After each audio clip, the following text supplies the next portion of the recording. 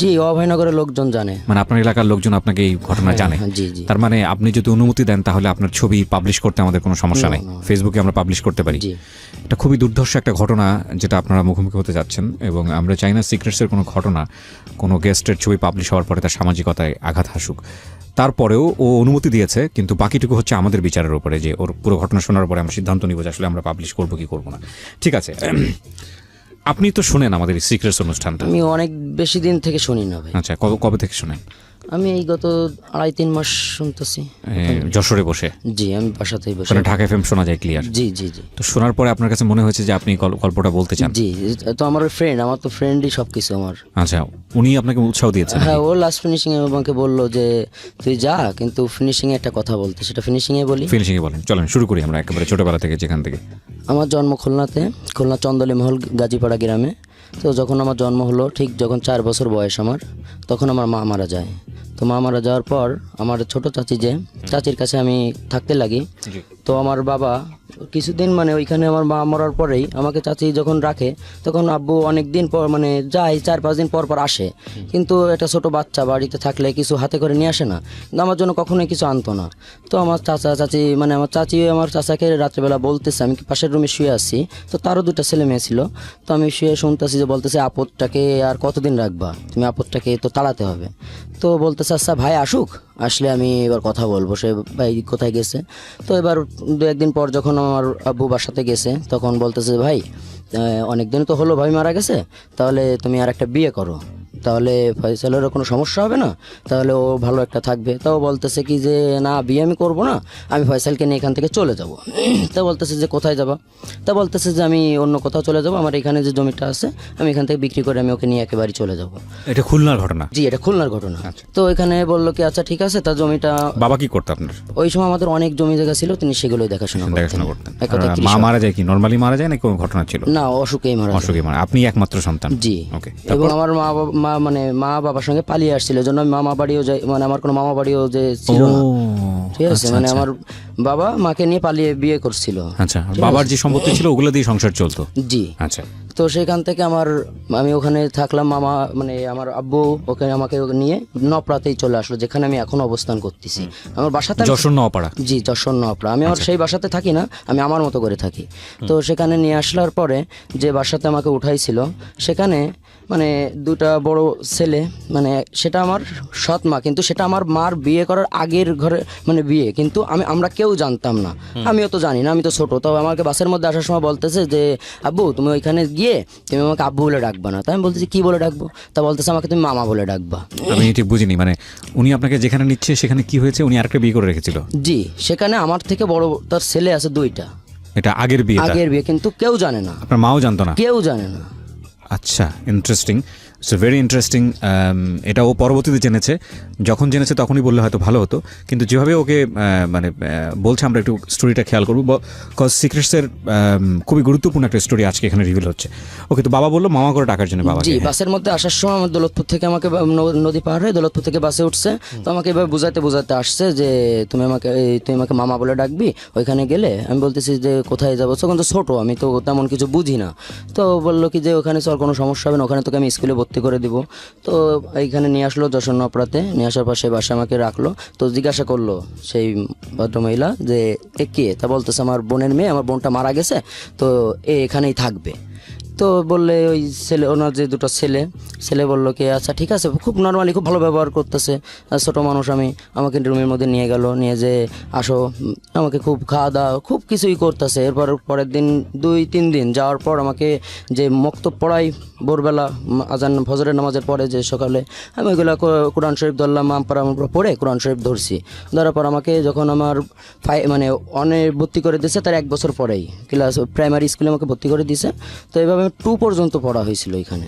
পড়ার পর এর মধ্যে থেকেই আমার মানে আস্তে আস্তে, তো 2 বছরের কাহিনী হয়ে চলে গেল। তো এর মধ্যে আস্তে আস্তে আমাকে আমার যে সৎ মা, ওখানে কিন্তু 2-1 মাস যাওয়ার পরেই আমার বাবাকে বলতেছে যে এখানে এতদিন থাকবে কেন, তুমি একে অন্য কোথাও, তুমি কোনো এতিমখানায় রেখে আসো, ওই করো, এখানে তো এতদিন রাখা যাবে না। আর এইটা ছিল হচ্ছে যে এখানে যে আমার বাবার যে ওয়াইফ, তার বাড়ি, কিন্তু এটা কিন্তু আমার বাবার বাড়ি না। আচ্ছা আচ্ছা, ইন্টারেস্টিং। ওকে, এখন তার বাড়ি সে আমার বাবা থাকতেছে, তো সে যেটা বলবে সেটাই ফাইনাল ডিসিশন। রাইট। ঠিক আছে। তো এখানে বলতেছে যে এখানে থাকুক, সমস্যা না, আর একটু বড় হলে আমরা ওকে কোথাও রেখে আসবো। আচ্ছা, তো বললো কি আছে, এবারে ওই ছেলে দুইটা, তখন বড় ছেলেটা উনি কিন্তু হিরোইন খেত। তো উনি আমাদের গরুয়াটখোলা নাম উল্লেখ করা যাচ্ছে, তো গরুয়াটখোলা ওইখানে ছোট ছোট বাচ্চারা গাঁজা বিক্রি করে হাফ প্যানের মধ্যে দিয়ে। তো উনি আমাকে ওই ছোটোবেলায়, তখন আমার বয়স 7 থেকে 8 বছর বয়স হবে, তো আমাকে ওইখানে নিয়ে যেয়ে বলতেছে ভাইয়া চল। আমি গেছি, ওদের মনে যে শয়তানি সেটা তো আমি জানতাম না। তো আমাকে নিয়ে যেয়ে আমাকে দেখাই দিচ্ছে দূর থেকে যে 20 টাকা দিছে, দিয়ে বলতেছে যে ওইখানে যা, যে বল কি যে 1 টুপলা দেন, দিলে তোকে দিয়ে দেবে। তখন আমি ওখানে যেয়ে আমি দিছি, দিয়ে নিয়ে রেল লাইন থেকে নিচে নামিছি, মসজিদের সামনে আসছি, গলি থেকে ও তো দাঁড়ায় রয়েছে খেজুর গাছ। এটা নিতে পাঠাইছে হচ্ছে আপনার ভাই, আমার সৎ ভাই, হ্যাঁ সেটাই বলছি। ওকে, যেটা বড়, 2 ভাই তোরা। আচ্ছা, সে খেজুর গাছের ওইখানে দাঁড়ায় আছে মসজিদের পাশে। আমি অর্ধেক পর্যন্ত আসছি, 4 থেকে 4 মিনিটের রাস্তা। তো আমি কেবল অর্ধেক আসছি, ঠিক সেই সময় সিম্পলে 2জন পুলিশ কিন্তু আমাকে এসে বলতেছে বাবু শোনো। এবার আমি গেছি, তো বলতেছে যে তোমাকে একটু চেক করি দেখি। এখন আমাকে তো চেক করে তোমার কাছে তো মনে করেন ওটা পাইছে। তখন কিন্তু আমি দেখতেছি, আমি বলতেছি ওই যে আমাকে নিতে পাঠাইছে আমার ভাই। তখন কিন্তু ও কিন্তু এগিয়ে আসছে, এসে বলতেছে না আমি তো একে চিনি না। তখন আমার বাড়ি মানে আমার বাবাকে ডাকা হলো, ডাকলে বলতেছে যে তুই যখন এত খারাপ হয়ে গেছিস এত অল্প বয়সে, তা তুই যা, আমাকে যশোর ছোট যে জেলখানা ওখানে রাখা হয়েছিল। আপনার বাবাও বিষয়টা বিশ্বাস করলো না? না, সেটা যে তারা যেটা বলতেছে সেটাই মনে করেন ফাইনালি, আমার যে কোনো একটা কথা সেটা কোনো কথা না, সেটাই মনে করেন যে জেদ হয়ে দাঁড়াচ্ছে আমার মনে। আমি সেটাই তো বুঝতে যে পারছি এত ছোট অল্প বয়সে এতটা প্রেশার মাথার মধ্যে নিলে যে কেমনটা সেই ছেলেটা যে কি হয়। বাবা বললো যে তুই জেলখানায় যা, এটা জেল খেটে সে আমাকে কিন্তু ছাড়ালো না। সেখানে পুলিশ কিন্তু বললো যে 1000 টাকা দিলে আমাকে ছেড়ে দিবে, সেখানে সে টাকাটাও আমাকে দিল না। সে আমাকে কিন্তু থানায় নিয়ে গেল, নিয়ে যে আমাকে ছোট যে বাচ্চাদের যেখানে রাখে ওইখানে রাখা হলো। রাখার পর আমাকে 5 মাস পরে, আমার কোনো উকিল নাই কিছু নাই, আমাকে বললো যে সরকারি উকিল আমাকে দিবে। তো আমি বললাম যে আমাকে এইখানে থাকে, আমার তো কেউ নাই। আমি তো জজ ম্যাডাম ছিল সেখানে, জজ ম্যাডাম। তো ম্যাডামকে আমি বললাম যে ম্যাডাম আমাকে একটু কথা বলার অনুমতি দেওয়া যাবে? তো ম্যাডাম বললো কি হ্যাঁ বলো। তো আমি বললাম কি যে আমার কোনো উকিল না, আপনারা যদি এখানে যতদিন রাখবেন আমি ততদিন থাকবো, আমার তো বাইরে যেও কেউ নাই, আমি কোথায় যাব? তো বললো কি যে আমাকে 6 মাস রাখার পর আমাকে কিন্তু ছেড়ে দেয়। দেওয়ার পর 6 মাস আপনি জেলে ছিলেন? জি, 6 মাস। ওই 6 মাস জেলের অভিজ্ঞতাটা কি ছিল? 6 মাস তখন আপনি কোন ক্লাসে পড়েন? ক্লাস 2-তে পড়ি। তখন ক্লাস 2-তে পড়ে। খেয়াল রাখবেন প্রিয় শ্রোতা, আজকের এই গল্প সিনেমাকেও হার মানাবে, এবং আমি জানি বলেই আপনাদেরকে বলছি। ওকে, তো 6 মাস জেলে কি করেছেন ওই সময়, মনে আছে কি ঘটনা? জি মনে আছে। ওখানে ছোট মানুষ, ওখানে পুলিশ যারা ছিল জমাদার বাবু বলে ওখানে, তো ওরা খুব খাবার দাবার সব মানে বাচ্চারা, ওখানে সব বাচ্চারাই থাকে। তো ওখানে কিন্তু এই বাচ্চাদের কি কিরকম বাচ্চা রাখে, মনে করেন ওর মা একটা খারাপ কাজ করেছে, ওর মাকে ভালো জেল ওই বড় জেলে রাখছে, ওর বাচ্চারা মার সঙ্গে দেবেন, একটু বড় হলে তাদের সঙ্গে দেয় না, ওদের আলাদা এখানেই রাখে। এরকম কিছু আছে। আবার কিছু আছে অপরাধ যারা বস্তিতেই থাকেন, তারা ওই মাদক ব্যবসা ট্যাবসা করেন, তাদেরকে বাচ্চা জেলখানায় রাখা হয়। তো এক্ষেত্রে 6 মাস পর যখন আমি চলে আসলাম, এসে কিন্তু আমি ডাইরেক্টলি আমি কিন্তু বাড়িতেই উঠছি। কেউ আপনাকে আনতে যায়নি? না, আমাকে কেউ আনতে যায়নি, আমি কিন্তু নিজে থেকেই বাসাতে আসছি। কোর্ট থেকে আপনাকে ছেড়ে দিল? জি, আমাকে ওই ম্যাডাম ছেড়ে দিল। দেওয়ার পর আমি বাসাতে আসছি, আসলে আমাকে কিন্তু ওই যে সুপারি গাছ আছে, আমাকে বলতেছে কি এই সুপারি গাছেতে সুপারি পারতে হবে। আমি কিন্তু গাছের কাছে উঠতে পারতাম না। তো আমি সুপারি গাছে আস্তে করে 2 কেবল উঠছি, আমি বলছি আমি পারবো না উঠতে। তো আমাকে উঠছি মানে উঠে কেউ জিজ্ঞেস করলো না আপনাকে যে আপনি কোথায় ছিলেন, কি খাইলেন? তারা তো জানে। 6 মাস আপনাকে দেখতে গেছে? দেখতেও জানি কেউ? না, তারা তো জানে যে আমি জেলখানায়, এবং জেল থেকে বাড়ি আইছি, আসার সঙ্গে সঙ্গে আমাকে এক গ্লাস পানি না দিয়ে বলতেছে এই সুপারি গাছেতে সুপারি পাড়। কোনো এমনি কোনো নর্মালি তারা কিন্তু কোনো কিছু জিজ্ঞাসা করলো না, না বললে সুপারি গাছে আমি 2 উঠছি, কিন্তু আমি তো উঠতে পারতেছি না। তখনও জানে যে আপনি আপনার বাবার সন্তান না? তখনও বাড়িতে ফ্ল্যাশ হয়নি বিষয়টা? তখনও ফ্ল্যাশ হয়নি? না, তখনও ফ্ল্যাশ হয়নি। আচ্ছা, তারপর? তখন ওই যে গরুর খুঁটা পোতে না এরকম বাঁশ দিয়ে, ওইটা দিয়ে আমি উঠতে পারতেছি না বলে যে ওর যে 2টা ভাই যেটা আমাকে ধরিয়ে দিয়েছিল, ওই ভাইটা আমাকে মনে করেন পায়ে, যে এখনো আমার এখানে কিন্তু ব্যথা হয় মাঝে মধ্যে অমাবস্যা পূর্ণিমায়, জোরে বাড়ি দিছিল, দিলে কিন্তু আমি নিচে পড়ে গেছি। তো মনে করেন ওইখান থেকে আমি খুব কষ্ট পেলাম। তা পাওয়ার পর আমি রুমে চলে আসলাম। আসার পর কেমন যেন মনে আছে যে এখানে আমি আর থাকবো না, কিন্তু আমি যাব কোথায়? আমার তো নেই মামা বাড়ি, মানে যে কোথায় যাব আমি, এরকম কোনো পরিস্থিতি নেই। ওদিকে ছোটো চাষির কথা শুনে যে আমি যে সেইখানে চলে যাব, সেরকম কোনো সিচুয়েশন নেই। এখন আমি ভাবতেছি যে এখন তাহলে আমার বাসা ছেড়ে আমি কোথাও অন্য কোথাও চলে যেতে হবে। তো আমি রাত্রেবেলা একা একা বাসা থেকে বেরিয়ে আসলাম। আসার পর আমি বেনাপোলের টিকিট কাটলাম। সেখান থেকে আমি আসার সময় আমি টাকা চুরি করে নিয়ে আসছিলাম, কিছু 600 টাকা চুরি করছিলাম আমি বিছানার তলা থেকে আমার আব্বুর। আচ্ছা, তো সেই টাকাটা নিয়ে আমি যখন নপড়া রেল স্টেশন থেকে আমি বেনাপোলে টিকিট কাটি, সেই ট্রেনে বেনাপোল আসি, বেনাপোল স্টেশনেই ওদিন রাত কাটাই। পরের দিন যে ফল বিক্রি করে ওইখানে যারা বর্ডার পার মারা করে, এর মধ্যে অনেক দালাল এসে আমাকে বলতেছে যে এই তুমি কোথায় যাবা, ইন্ডিয়া যাবা, ঠিক আছে তোমার কাছে 2000 টাকা আছে, তাহলে আমি তোমাকে ইন্ডিয়ায় পাঠাই দিচ্ছি, ওই কাজকর্ম সব দিয়ে দিবা, তুমি ছোটো মানুষটা কে আছে। আমি বললাম কি যে না আমি ইন্ডিয়ায় যাবো না। তাই এর মধ্যে একটা মুরব্বী লোক ফলের নিয়ে যাচ্ছে, তো উনি আমাকে বলতেছে এদিকে আসো শোনো। তা আমি বলতেছি কি, তা বলতেছে কি যে তুমি বাসা কোথায়, তা আমি বলতেছি কি যে নপড়ায়। তা বলতেছে এখানে কাদের বাসায় আসছো, তা আমি বলতেছি আমার কোনো কেউ নাই। তা বলতেছে তুমি আমার সাথে থাকবা, আমার এখানে কাজ করবা। তা আমি বলতেছি হ্যাঁ আমি কাজ করব। তা বলতেছে আচ্ছা ঠিক আছে তাহলে আসো। এবার ওইখানে গিয়ে দেখি আমার মতো আরেকটা ছেলে আছে। একটু থামাচ্ছি, আপনার তখন ক্লাস 2-তে পড়া অবস্থায় এই ঘটনা? জি। তার মানে আপনি তখন ক্লাস 2-তে শেষের দিকে অথবা ক্লাস 3-তে পড়েন, এরকম বয়সে আছেন? জি। আচ্ছা, তার মানে 7 থেকে 8 বছর এখান বয়স। থেকে আবার লেখাপড়া শুরু করছি। আচ্ছা, 7 থেকে 8 বছর বয়স। তো ওই লোকের বাড়িতে গেলেন, গিয়ে দেখলেন যে আরেকটা ছেলে আছে আপনার মতো। জি। ওকে, তারপর? সে ছেলেটার নাম হচ্ছে রনি, যে আজও আমার সঙ্গে আছে। ওকে। সেই রনির সঙ্গে আমার ওখানে দেখা দিল যে তোরা দুই ভাই একসঙ্গে থাকবি এখানে থেকে। ওর ফলের মানে ওই বাড়ির মধ্যে যে প্যাকেটিং গুলো করতে হয় আমাদের দিয়ে ওইগুলাই করাতো। আর বলতো কি যে তোমরা যদি পড়তে চাও, ওই রনি ছেলেটা তখনও পড়তো, ওই লোকই পড়াতো। আচ্ছা, ওকে কোথা থেকে নিয়ে আসছে? জি। আচ্ছা, তো ওর বাসা ছিল হচ্ছে, আমার বাসা ছিল নপড়া, আর ওর বাসা ছিল চেঙ্গুটিয়া, মানে একই জেলায় কিন্তু আমাদের ভিন্ন একটা জায়গায়। আচ্ছা। তো ওর সঙ্গে ও খুব ভালো যে আমরা একই এলাকার লোক। এখন ওই ও বলতেছে যে তাহলে এরে ওই স্কুলে ভর্তি করে দেন। তা আমি বললাম কি আমি এই নামটাই চেঞ্জ করে বলবো, ফয়সাল নাম আমি আর থাকবো না, মা বাবার কোনো নাম আমি থাকবো না, আমি আমার মতো করে যখন এসছে আমার নাম সেখান থেকে মনে করেন সানি নামে আমি পরিচিত থাকলাম। আপনি নিজেই দিয়েছিলেন নিজের নাম? জি, নিজের নাম সানি। আচ্ছা। তো সানি নাম হয়ে এখন মানে ওর নাম রনি, আমি নাম সানি রনি, দুজনই মনে করেন যে আমরা ওইখানে আমাদের 3-তে ভর্তি করলো। ওকে। করে ওইখানে আমি 6 পর্যন্ত পড়াশোনা করছিলাম। আচ্ছা। ওইখানে ওই মা বা ওনার যে ওয়াইফ ছিল, যে লোকটা আমাদেরকে এই সময়টাতে আপনি বাড়িতে যেতেন না? না, আমার সঙ্গে তাদের কোনো রকম কোনো সংযোগ নেই, কিন্তু সেটা পরবর্তীতে হয়েছে। সেটা তো হবেই, সামনের দিকে গেলে হয়তো বুঝতে পারবো।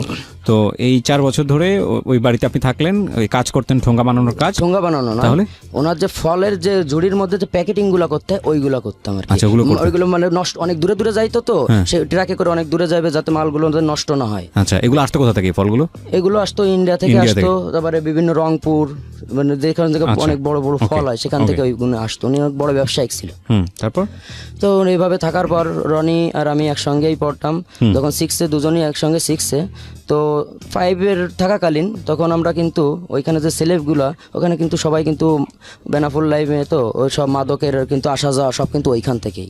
তো ওইখানে ওই স্কুলে যাওয়ার টাইমে সিগারেটের ওই যে ছোট ছোট খেয়ে মানুষ ফেলে দেয় না, ওইগুলো আবার শয়তানি করে আমরা কি করতাম, ওই প্যাকেটে করে কিন্তু একসঙ্গে 20টা-25টা কিন্তু এই ছোটো ফাঁফা ওইটা কিন্তু নিয়ে আমরা কিন্তু একটা বাগানে যেয়ে বসতাম। আচ্ছা, বসে বসে আপনারা টানতেন? হ্যাঁ, বসে বসে কিন্তু ওই 1 টান করে হতো, প্রত্যেকটা 1 টান দিয়ে ফেলে দিতাম। আচ্ছা। দিয়ে এবার দুজনে আবার ওই আসো আবার লেবুর পাতা খেয়ে যেতাম, যদি গালে গন্ধ পায় তাহলে আবার বকাবকি করবে যে তোরা ছোটো মানুষ, তোরা এগুলো খাস কেন। তো এইভাবে 6 পর্যন্ত যাওয়ার পর তখন রনিরে আমি বললাম কি যে ভাই আমরা, ওরা আমি দোস্ত বলেই ডাকি, যে দোস্ত এখানে তো মনে করো যে অনেকদিন থাকলাম, তো আমরা অন্য কোথাও চলে যাই। তো বলতো কোথায় যাবি, তখন আমাদের ওইখানে যে ছেলে ফেলে ছিল, তো ওদের সঙ্গে অনেকেই যে ওরা ওই ফেন্সি আনা নেওয়া করতো ইন্ডিয়া থেকে, গরু ফেন্সি এইগুলো মনে করেন আনা নেওয়া করতো। আচ্ছা, পাচার করতো। তো আমি ওকে বললাম কি যে ওই জায়গা যাবি, তো কোথায় ওই বিজিবির গুলি খেয়ে মরবো না আমি, রনি আমাকে বললো। তাই আমি বললাম আচ্ছা ঠিক আছে, তাহলে এখানে আর থাকা যাবে না। তো সেই কাকুরে আমি বললাম যে কাকু আমরা মানে এই চলে আসার কারণটা হচ্ছে ওনার একটা ছেলে ছিল, বড় ছেলে, উনি সেই টাইমে বিয়ে করছিল, আমরা যখন 5-এ উঠছিলাম তখন উনি ওইখানে বিয়ে করছিল ওনার ছেলে। বিয়ে করার পর ওই যে ওয়াইফটা, ওনার যে বৌমাটা আমাদেরকে কিন্তু তেমন একটা বেশি একটা ইয়ে করতো না, আমরা বাড়ি থাকতাম, এই জন্যই যে তাদের কাজ করাতেন, তাকে বলতো যে তার শ্বশুরে যে বাবা যে ওদের দিয়ে আপনি কাজ করাচ্ছেন কিন্তু ওদের বাসায় রেখে খাতি দেওয়ার তো কোনো মানে নাই, ওদেরকে আপনি গোডাউন রেখে দেন, ওইখান থেকে আপনি ওদের হোটেলে খাওয়ান, কিন্তু বাসায় তো এইভাবে দুটো ছেলেকে এইভাবে নিয়ে আসা তো ঠিক না। তা বলতেছে যে বোমা ওরা এতদিন ধরে রয়েছে, ওরা আমার নিজের ছেলের মতো, ওরা দ্বারা কোনো খারাপ কিছু তো পায়নি, যে ওদেরকে মানে পাঠায় দিতে হবে। তো এই কথাগুলো শুনে কিন্তু রনি কিন্তু খুব জেদি, আমিও খুব জেদি, তো আমাদের খুব খারাপ লাগলো। এমনি ছোটো বয়স থেকে এমনি মনের মধ্যে একটা অন্যরকম জেদ চলে আসছিল আমার। এই পর্যায়ে ছোট্ট একটা আপলোড করেছি আমাদের ইউটিউব চ্যানেলে। যারা এখন পর্যন্ত সাবস্ক্রাইব করেননি আমাদের ইউটিউব চ্যানেলটি থেকে বেল বাটনটি অন রাখেননি, নোটিফিকেশন অন রাখেননি, তাদেরকে আমরা বলবো যে আপনারা আসলে অতি শীঘ্রই করে ফেলুন, কারণ আমাদের এই ইউটিউব চ্যানেলটি আসলে মূল জায়গা হবে আমাদের এইসব অনুষ্ঠানগুলোর সাথে। আরও নতুন নতুন কন্টেন্ট নিয়ে আমরা ভবিষ্যতে এই জায়গাটিতে রেডিওটিকে, ঢাকা এফএমটিকে অন্যভাবে চেনানোর কাজ শুরু করেছি। সো যারা এটা করেননি তাদেরকে আমরা বলবো যে ওখানে সাবস্ক্রাইব করুন। আমাদের ঢাকা এফএমের চ্যানেলটি হচ্ছে www.youtube.com/DFM904। একটি লাভ হবে এখানে সাবস্ক্রাইব করলে, সেটা হচ্ছে এখন পর্যন্ত বুধবারে প্রচারিত জীবন গল্প এবং সিক্রেটস অনুষ্ঠানের যতগুলো এপিসোড প্রচারিত হয়েছে প্রত্যেকটি এপিসোড এখানে আপলোড করা হয়েছে। এবং সবিনয়ে বলতে চাই, যারা আমাদের অনুষ্ঠানগুলো আমাদের চ্যানেল থেকে নিয়ে এবং একই সাথে রেডিও থেকে নিয়ে কিংবা আরেকটি ওয়েবসাইট আছে, আমি সেটার নাম উচ্চারণ করছি না, সেখান থেকে কপি করে যারা ইউটিউবে আপলোড করেছিলেন বা করছেন, তাদের চ্যানেলগুলো প্রত্যেকটি চ্যানেল হুমকির মুখে। আমি সবাইকে রিকোয়েস্ট করছি এসব কাজ করবেন না। অরিজিনাল কন্টেন্ট নিয়ে আপনারা কাজ করুন। ইউটিউব থেকে পয়সা রোজগার করতে হলে ইউটিউব কিছু পলিসি বেঁধে দিয়েছে, সেটা মেনটেন করুন। যারা অনেক দিন ধরে এইসব কাজ করছেন, বিভিন্ন রেডিও থেকে অনুষ্ঠান নিয়ে এইসব কাজগুলো করছেন, তাদের জন্য অশনি সংকেত। কারণ ইতোমধ্যেই বেশ কয়েকটি ইউটিউব চ্যানেল বন্ধ করে দেওয়া হয়েছে, এরকম ইউটিউব চ্যানেল যারা এই রাতের বেলার এই প্রোগ্রামগুলো কপি করেন, বিশেষ করে ঢাকা এফএমের প্রোগ্রাম, এবং অনেকগুলো পাইপলাইনে আছে যেগুলো বন্ধ করে দেওয়া হচ্ছে। সুতরাং আপনি যদি এই কাজটি করে থাকেন, যেটা আমাদের চোখে এখন পর্যন্ত পড়েনি, এবং কিংবা আপনি কোনো কপিরাইট ইস্যুতে পড়েননি, আপনাকে বলবো অতি দ্রুত আজকে রাতের মধ্যেই আপনি কন্টেন্টগুলো নামিয়ে ফেলুন। এটা আপনার চ্যানেলটি যদি আপনি টিকে রাখতে চান, সেজন্য বললাম। আর বাকিটুকু আপনার ইচ্ছা। ওকে, যেখানটায় আমি ছিলাম ফয়সাল। তো ওইখান থেকে কিন্তু আমরা বললাম কি 6 থেকে এখান থেকে চলে আসলাম। আমরা এসে নতুন করে আমি কয়লার ঘাটে কাজ করলাম নপরাতে। রনি এবং সানি দুজনই বের হয়ে গেলেন একসাথে। নরিয়া সানি কাকুকে বলেই যে এইখানে যদি আমরা থাকি তাহলে হয়তো বা আমাদের জন্য আপনার কোনো রকম কোনো সংসারে অশান্তি হোক, এটা কিন্তু আমরা চাই না। তখন আমাদের বয়স কিন্তু প্রায় 11 থেকে 12 বছর, মানে যথেষ্ট আমরা একটু বুঝি। হ্যাঁ। আর যেহেতু আমরা অনেক কষ্ট করে, তা এরা কিন্তু একটু বেশিই বোঝে, মানে শোল হয়ে। এটা ঠিক যে এভাবে বলাটা উচিত হবে না, তবে এটা ঠিক যে ঘরের ভেতরে বড় হওয়া যে ছেলেমেয়েরা যে বয়সে যতটুকু বোঝে, আর বাইরে যাদেরকে সিচুয়েশনালি বড় হতে হয় বিভিন্ন ঘাটের পানি খেয়ে, যদি ভাবে বলি, এর চেয়েও হয়তো বা আরও নোংরা শব্দ ব্যবহার করা প্রয়োজন ছিল বোঝানোর জন্যে। টোকাই যারা আছে বা বিভিন্নভাবে বিভিন্ন সিচুয়েশনের মুখোমুখি হয়ে যারা বড় হয়, তারা আলটিমেটলি এই ঘরে বড় হওয়া ছেলেদের চাইতে অনেক বেশি বাস্তবমুখী এবং ম্যাচিউর হয়। হ্যাঁ, সেটা পরিস্থিতি তাদেরকে শিক্ষা দেয় আলটিমেটলি, সেটাই আপনি বোঝাতে চাচ্ছিলেন। হ্যাঁ, তারপর তো সেখান থেকে আমি আবার নপরাতেই আসি। নপরাতে এসে ছোট্ট একটা বাসা ভাড়া নিই, 400 টাকা মাসে ভাড়া নেবে। তো রনি বেশি কাজ করতে পারতো না, ও পরিশ্রম একটু কম করতো, আমি সব তিনি ওর থেকে একটু বেশিই করতাম। তো আমি কয়লার ঘাটে কয়লা বোতাম ঝুড়িতে করে একটা মানে জাহাজে নিয়ে ফেললে 1 টাকা করে দিবে, আবার জাহাজ থেকে যদি নিচে নিয়ে আসা হয় 1 টাকা করে দিবে, এরকম মানে বিভিন্ন জায়গা থেকে আসে। ওইখানে হচ্ছে বাংলাদেশ সব থেকে বেশি হয় নপড়া ঘাটেই। তো এই করে প্রত্যেক দিন প্রায় আমি 600-700 টাকা ইনকাম করতাম। আচ্ছা, পার ডে। তো পার ডে ইনকাম করে সন্ধ্যার সময় একসঙ্গে আমি রান্না করতাম, ও ওয়েল্ডিংয়ের কাজ শিখতো। তখন ওয়েল্ডিংয়ের কাজ শিখলে কিন্তু কোনো টাকা দেয় না প্রথমে, কাজ না শেখা পর্যন্ত। আচ্ছা, তো ওরে বলতাম যে তোর টাকা কোনো দেওয়ার দরকার নেই, তুই শুধু কাজটা শেখ। তো কাজটা কিন্তু আস্তে আস্তে কিন্তু কাজটা শিখে গেল। 1 বছর পর থেকে ওকে 20 টাকা করে প্রতিদিন দেয়। তো দেওয়ার পর আমরা ওইখানে থাকতে লাগলাম। ওইখানে যে আমরা বললাম কি যে আর একটু পড়াশোনা করতে হবে, আর একটু যদি মানে একটু করি। এবার ওইখানে আমরা আলিলাইল স্কুলে ভর্তি হওয়ার পর 7 পর্যন্তই পড়া হয়েছিল, 1 বছরে আমরা পড়তে পারছিলাম, তারপর আর পড়া হয়নি। তো ওই সময় আমরা কিন্তু ওই বাসায় যাই, সন্ধ্যার সময় রান্নাবাড়া করে খাওয়া দাওয়া করে আমি বলতেছি কি দোষ, আমার এলাকায় একটু ঘুরতে যেতে হবে। আমি যেখান থেকে মনে করো যে আমার ওই জেল খাটটি আছে, আমি সেই জায়গায় একটু যাবো। তখন আমি কিন্তু সেই গ্রামে কিন্তু আবার যাই, ওখান থেকে 10 টাকা ভাড়া গ্রামে। তো সেই গ্রামে যে বাগান আছে, কন্যার বাগান নাম, আমি যে সে কন্যার বাগানে যেয়ে বসে ওই সেই বড় ভাইয়ের পরে কিন্তু আমার কিন্তু খুব একটা ক্ষোভ হয়ে গেল যে ওকে আমি কিছু একটা করব, এরকম একটা ক্ষোভ। যেহেতু আপনাকে অত্যাচার করেছে, যেহেতু আপনার শৈশবটা আপনার কাছ থেকে কেড়ে নিয়েছে, জিনিসটা আমার মনের মধ্যে অনেকটাই মানে করছে যে ওকে আমি না মারতে পারলে আমার এত মানে এরকম, অত ছোট বয়সে তারপরও অনেকটাই করছে। তা ও তো নেশা করে, এইটুকু তো আমার ধারণা ছিল। তাহলে আমার কি করতে হবে?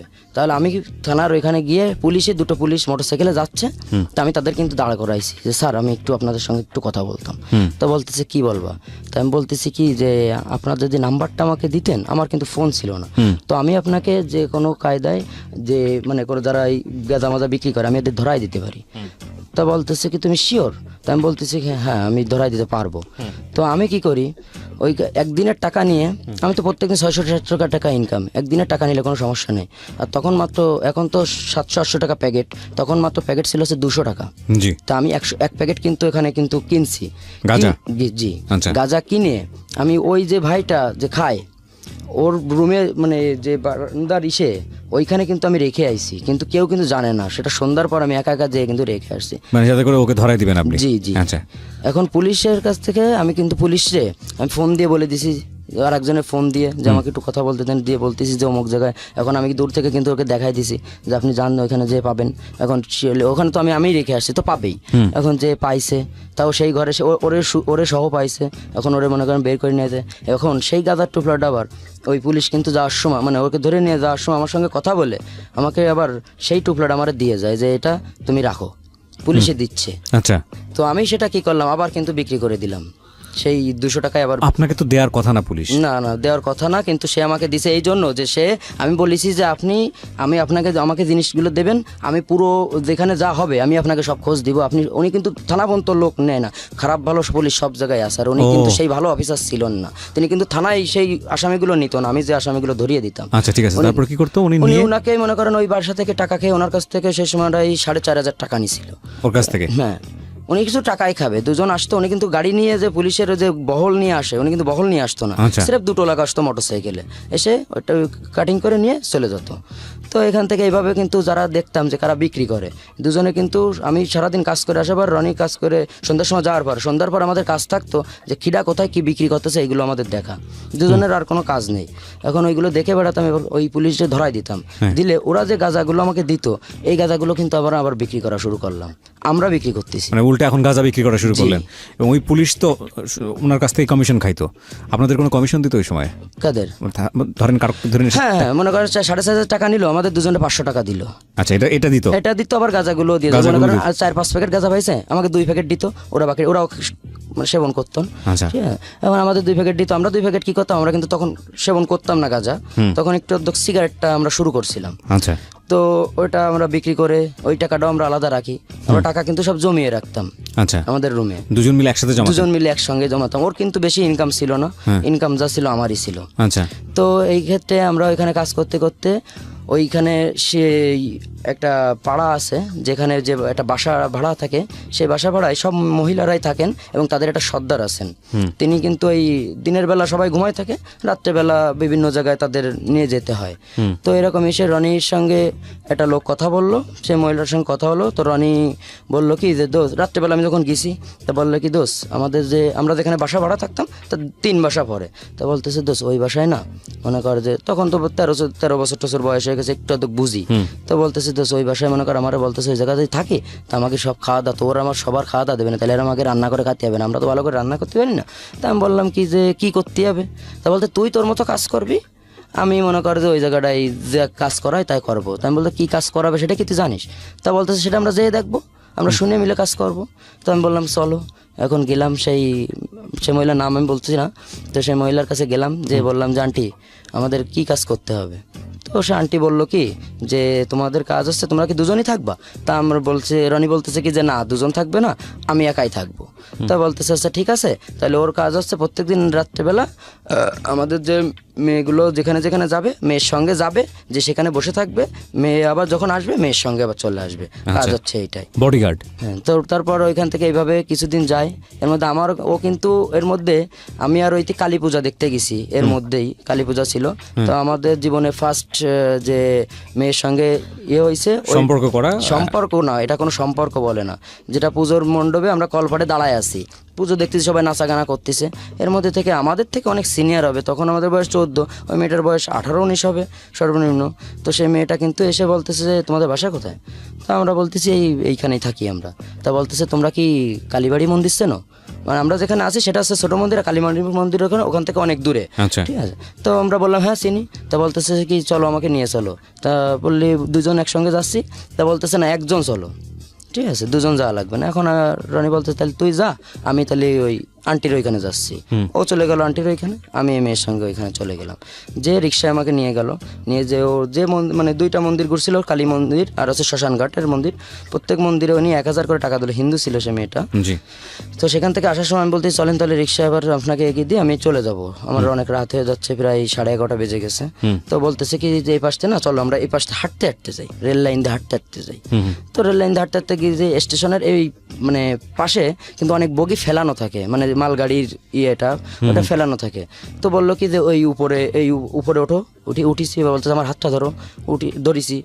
ধরার পরে তখন কিন্তু ওই জিনিসটা আমরা অতটা মানে আপনি ওই জিনিস সম্পর্কে অবগত ছিলেন না? না না না, আচ্ছা, ওই ফার্স্ট টাইম। ওকে। তো আমাকে মেয়েটা ভিতরে নিয়ে আমি বলতেছি কি যে কাছে এই জায়গায় বসো। আমি বলছি অন্ধকারের মধ্যে কি জন্য বসবো, আপনি চলেন ওই জায়গায় বসার জায়গা আছে ওইখানে গিয়ে বসি। তা বলতেছে কি যে না এখানে বসো, সমস্যা নেই। এখন উনি কিন্তু আস্তে আস্তে কিন্তু ওকে, বুঝতে পেরেছি। আমরা জায়গাটা ইন ডিটেইলে যেতে যাচ্ছি না। আপনি জিনিসটা অবগত ছিলেন না, কিন্তু সামহাও উনি এই বিষয়টাতে আপনার সঙ্গে লিপ্ত হয়। জি। তারপর লিপ্ত হওয়ার পর সে আমাকে কিছু টাকা দেয়।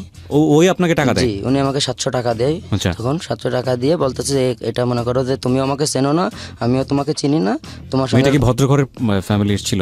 যেহেতু আপনারা ওই ধরনের পরিবেশের সঙ্গে আগে থেকে মিশতেন, বিশেষ করে রনি তো জানতো, কারণ রনি তো এই কাজের সঙ্গে জড়িত ছিল। রনি তো ওখান থেকেই চলে গেল।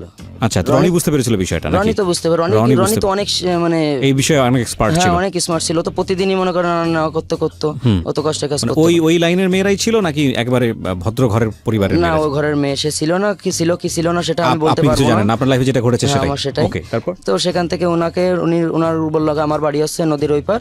তো উনি ঘাট দিয়ে চলে গেল, আমি আমার মতো রুমে আসলাম। এবার রনির আমি তো যাই কিছু হোক না কেন আমরা শেয়ার করতেন, আমরা কিছু লোকাতাম না। তা বলতেছে তুই আমি যদি যেতাম তাহলে আমিও পাতাম। মানে আমাদের মনের মধ্যে তো মনে করেন আবেগ, তখন আবেগ কাজ করতেছে। তো বলতেছে আমি বলছি তো তুই তো সবসময় ওর মধ্যে পড়ে থাকিস, তো তুই তো যখন খুশি তখন হ্যাঁ ওর সব বড় বড় না দেবে না বললি, তা গেলো আমার লাথি দিয়ে বের করে দিল ওই জায়গার থেকে।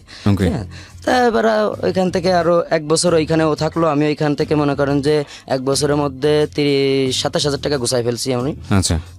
আর ওখানে খাওয়া দাওয়া তো আমাদের কোনো খরচ ছিল না, খাওয়া দাওয়া খরচ ছিল ওইখানে। তো সেখান থেকে আমরা এই যে গাজার যে ব্যবসাটা আমরা শুরু করছিলাম, এই ব্যবসাটা আস্তে আস্তে কিন্তু আমাদের অনেক বড় ব্যবসায় যাচ্ছিল।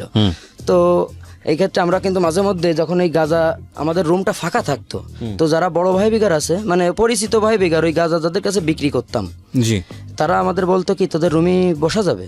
ও ওকে। তো আমি বললাম কি যে হ্যাঁ বসা যাবে না, কি আছে? তা বলতেছে বসে একটু খাতাম। তা আমি বললাম কি যে আমাদের মানে এ তো ভাড়া বাড়ি, যদি কোনো সমস্যা হয় তাহলে তো আমাদের নামিয়ে দেবে।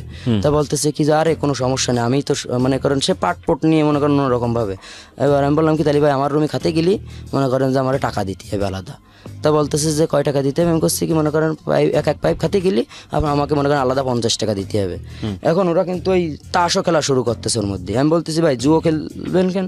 তা বলতেছে কি সমস্যা নেই তোমার টাকা দেবো। আমি করছি কি যে তখন ওই 3 তাস খেললো, ফ্ল্যাশ যাকে বলে। তা আমি বললাম প্রত্যেক বোর্ড থেকে আমার 10 টাকা করে দেওয়া লাগবে, যদি খেলেন তাহলে খেলেন, না তাহলে খেলার দরকার নেই। মানে 1 মিনিট 1.5 মিনিট লাগে একটা বোর্ড হতে, আমার প্রত্যেক বোর্ডে 10 টাকা করে দিতে হবে। এভাবে কিন্তু আমাদের কিন্তু রাতের পর রাত ফ্ল্যাশ চলতে থাকলো। প্রত্যেক নাইটে প্রায় 800, 900, 1000 টাকা কিন্তু আমাদের উঠতে লাগলো টাকা। আমি কিন্তু এবার ওই ঘাটের কাজ কিন্তু বাদ দিয়ে দিলাম, কাজ মানে আর করলাম না করে এইখানে কিন্তু আমাদের ইনকাম হচ্ছে। রনিকে আমি বললাম কি যে দোষ ওসব বাদ দে, ওসব মেয়ে ছেলের ইসে বাদ দে, এবার মনে করে এইদিকে আমাকে বাড়াতে হবে, টাকা লাগবে। এর মধ্যে আমার যে এলাকায় যে আমি তার নামটা বলছি না, তাকে আমি জান বলে ডাকি। তো সে তো ছোটোবেলায় এইখানে যখন আসছিলাম ওই ক্লাস 2 সেই মেয়েটা, তার সঙ্গে ওইখানে আসার পর আমি কিন্তু 14ই ফেব্রুয়ারি আমি তার বাড়ি যেয়ে ফুল দিয়ে ওইখানে তার নামটা লিখে আসি, লাভ দিয়ে পুরো ফুল দিয়েই আমি তার করে আসছি।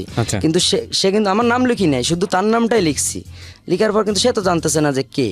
তো ওইখানে আমি কিছুদিন পর সেই ব্যবসা বাণিজ্য করার পর ওইখানে সেই ভাইয়ের সঙ্গে, যে ভাই মারা গেছেন, সে ভাইয়ের সঙ্গে আমাদের পরিচিত হলো। তার সঙ্গে কিন্তু অনেক বছরই আমরা ছিলাম। তো সেই ভাইয়ের সঙ্গে কিভাবে পরিচিত হলাম, আমরা ও প্রতিদিন সকালবেলা কলেজ মাঠের ওইখানে জগিং করতে যেত সেই। আচ্ছা, তো আমাদের সঙ্গে তো ওইভাবে তো পরিচিত না, তাহলে আমরা কি করলাম, আমি আর রনি বলতাম কি যে ভাই ও যখন ওই পথে আসে প্রত্যেকদিন ওরা আমি একটা সালাম দেবো। আমরা বসে থাকতাম ওরা সালাম দেওয়ার জন্যে, কারণ প্রতিদিন ওই লোকটা যেত আর প্রত্যেকদিন আমরা দুজনে কিন্তু সালাম দিতাম। এখন দিতে দিতে প্রায় 1-1.5 মাস এইভাবে সালাম দিচ্ছি। হঠাৎ করে একদিন কিন্তু যে উনি কিন্তু জিজ্ঞেস করতে, চাচা তোমরা প্রতিদিন আমাকে সালাম দাও, তোমাদের পরিচয়টা কি? রাইট। তা আমরা বললাম যে আমাদের কোনো পরিচয় নেই, আমরা তো আমাদেরই, আমাকে কেউ নেই। তা বলতেছে যে তা আমার সাথে কাজ করবা। তা আমি বলতেছি কি কাজ? তা বলতেছে আমার বাড়ি, তোমরা কাজ করবা। তা আমরা বলতেছি কি হ্যাঁ আমরা কাজ করব। তা বলতেছে কি যে তাহলে চলো আজকে। তা আমি বললাম কি আমরা যে বাসা ভাড়া রয়েছি সেখানেই থাকি, আপনার ওইখানে দিয়ে কাজ করবো রাতে। কারণ এইটা করলে আমি এবার রনিটা বললাম যে আমরা যদি তার ওইখানে থাকি তাহলে তো আমাদের এই ইনকামটা আবার চলে যাবে। আমাদের যে প্রত্যেক নাইটে যে 800, 900, 1000 টাকা ইনকাম হচ্ছে, এই ইনকামটা তো থাকবে না, আর লোকের অভাব নাই তখন। এবার মেয়ে ছেলে আসলো ওইখানে, তখন ভাইয়ের সঙ্গে গেলাম, ভাইয়ের রুমে গেলাম। তখন ভাইয়ের রুমে কিন্তু অনেক মেয়েরা আসতো, ভার্সিটির মেয়েরা। আচ্ছা, তারা যে তারা এই বাবা, ভাইটা কে ছিল? নাম বলবো না, নাম না বললেও চলবে আপনি যদি না বলতে চান। কিন্তু ভাইটার সাথে পরিচয় হলো কিভাবে? ওই যে সালাম ওই যে সালাম কালাম দিতেন ওই লোক, সালাম কালাম কিন্তু ওনারকে সালাম দেওয়ার প্রয়োজনটা কেন ছিল? ওনাকে সালাম দেওয়ার পর্যন্ত ছিল আমার ওই ভাইটাকে আমি মারবো তাই। মানে ওই ভাইকে হাত করতে পারলে আপনি আপনার ভাইকে মারতে পারবেন। এবং ইনি আসলে কে ছিল? মানে ইনি ওইখানে হুইপের ডানা ছিল, হুইপ তাকে ছেলে বলে ডাকলো। উনি মনে করেন ওইখানে যা বলে আপনারা সবাই জানতেন এটা, যে উনি ক্ষমতাধর উনি ব্যক্তি। ক্ষমতা ব্যক্তি, সবাই মানে ছোট থেকে বড় যত ব্যবসা করেন ওনাকে ট্যাক্স দিয়ে উনি কি ব্যবসা বেঁচে করেন। আছেন না মারা গেছেন? উনি গত টার্মে মারা গেছেন, কুপিয়ে মেরে ফেলা মেরে ফেলা হয়েছে। ঠিক আছে, তাহলে আপনি নাম বলতে পারেন, কে সে? মোহাম্মদ শিমুল। শিমুল, ওকে, বলেন তারপর। তো তারপর সে ওখানে শিমুল ভাই হিসেবে সম্বোধন করেন, তাহলে আমাদের জন্য বুঝতে সুবিধা হবে। হ্যাঁ, শিমুল ভাইয়ের ওইখানে গেলাম, যাওয়ার পর যখন ভার্সিটির মেয়েরা আসলো তো তখন তারা কিন্তু বাবা সেবন করতেন, ইয়াবা ট্যাবলেট। সে শিমুল ভাই খারাপ লোক ছিলেন, কারণ তিনি কিন্তু এই সেবনের পর ওনাদের সঙ্গে মানে অসামাজিক কাজে লিপ্ত হতেন। এই যে প্রত্যেকদিন সকালে একটা মেয়ে আসতো, রাতে একটা মেয়ে আসতো, এসবের সঙ্গে থাকতেন উনি। জি। ওরা আর সেসব মেয়েরা তো বাসায় থেকে লেখাপড়া করতেন না, তারা ভার্সিটিতে পড়েন, মেসে থেকে পড়াশোনা করেন। তাদের তো টাকা মনে করেন যে শর্ট, বাসা থেকে তো টাকা কিভাবে দিবে? তো শিমুল ভাই এই টাকাগুলো দিতেন? শিমুল ভাই এই টাকা তো শিমুল ভাই তো টাকা লাগতেছে না। শিমুল ভাই তো মনে করেন যে যারা ব্যবসা করতেছে তারা তো শিমুল ভাইয়ের এমনি দিতে পার্সেন্টেজ দিয়ে যায়। জি জি জি। তাই এই শিমুল ভাইয়ের হিসেবে এবার তখন পুলিশের সঙ্গে কিন্তু আমাদের এটা অনেক মানে আন্ডারস্ট্যান্ডিং হয়ে গেল, খুব ভালো একটা সম্পর্ক হয়ে গেল। আপনারা কি হলো যে ওনার ডান হাত বাম হাত এরকম হয়ে যাওয়া? না না না, আমরা তখন আমাদের তার ডান বাম হাত ছিল মোহাম্মদ সামাদ এবং মোহাম্মদ মিলন। আচ্ছা, ঠিক আছে, তারাই ছিল, তারাই তার ডান বাম হাত ছিল। আমরা এমনি তার বাড়ি ওই রাত্রেবেলা আমাদের কাজ কি ছিল, রাত্রেবেলা ওনার গা টিপে দিতাম আমরা, ঠিক আছে, ওনার চা বয়ে দিতাম। উনি যদি কোথাও মনে করেন কারোর সঙ্গে পাঠাতো তাহলে এইভাবে যেতাম, যে বলতো যে আগে এগের সাথে থাকে শেখো, আগে শিয়া না হও, এইভাবে বলতো। তারপরে মনে করো যে তোমাদের দিয়ে কাজ করাবো। তো মনে করেন ওই যে ওর ডাইন বাম হাত সামাদ, ওর সঙ্গে থাকতাম। ও আবার ফেন্সি টেন্সি খাতো, ওইগুলো মনে আমি যেতাম ওর সাথে, এগুলো মনে করেন আমি নিয়ে আসতাম। এখন ওই চুকনগর থেকে যে মালগুলো আসতো, 2 ট্রাক করে মাল আসতো প্রত্যেকদিন নাইটে। আচ্ছা, এই মালগুলো কিন্তু মানে ব্যবসায়িকদের, কিন্তু প্রত্যেক ট্রাক থেকে 2 পেটি করে মাল শিমুল বাইরে দিয়ে যেতে হবে, তা না হলে সে মাল মনে করেন যে আসবে না। আচ্ছা। তো ওইখানে একটা স্কুলের বিড আছে, সেই বিডের ওই জায়গায় আমাদের কিছুদিন পরে ওই 2 জনরে কিন্তু ওই বিডের ওই জায়গায় বসায় রাখতো শিমুল ভাই, এবং সেই ট্রাকের ড্রাইভারদের আমাদের পরিচয় করে দিল যে এই 2টো ছেলে এখানে বসে থাকবে, এদের কাছে মাল দিয়ে দিবি, এরা নিয়ে চলে যাবে, এরা কোথায় যাচ্ছে তোকে দেখার দরকার নেই, তোরা চলে যাবি। এবং ওই ট্রাক কিন্তু কেউ এমনি আটকাতে পারতো না, কারণ ট্রাকের মধ্যে ওদের 5-6 জন করে লোক থাকতো, উপরেও লোক থাকতো, সব অস্ত্র নিয়েই, যে রাস্তায় যে কেউ ঠ্যাক দেয়, বাপেরও তো বাপ আছে। জি। তো সেই ক্ষেত্রে আমরা ওইখানে আমাদের মাল দেয়, দিলে আমাদের বলে কি যে মালগুলো তো আমাদের যে বাসা বাড়ি থাকতেছি, আমরা কিন্তু বাসা বাড়ি কিন্তু এই সময়ও ছাড়িনি, তা বলতেছে তোদের ওই বাসার বাড়ির রুমেই রাখবি। তো বাসা বাড়ির রুমে আমরা যখন মাল রাখি তখন সন্ধ্যার পর ওই যে ভাইয়ের কিছু গেস্ট আসতো বাইরে থেকে, এই গেস্টটা সব হচ্ছে খারাপের সাথে তো খারাপ লোকই আসে, ভালো লোক তারা তো ওই ফ্যান্সি ট্যান্সি খায়।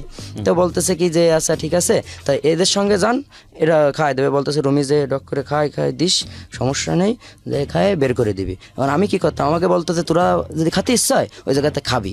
এখন আমরা কিন্তু খাতাম না তখনও, তা চুরি করতেন? হ্যাঁ আমরা মনে করেন চুরি চুরি করে বিক্রি করতেন। 5-6 পিস ওইখান থেকে সরাই দিয়ে ভাই আমরা 6 পিস খাইয়ে ফেলেছি ভাই, খাইয়ে ফেলি তো কিছু বলার নেই।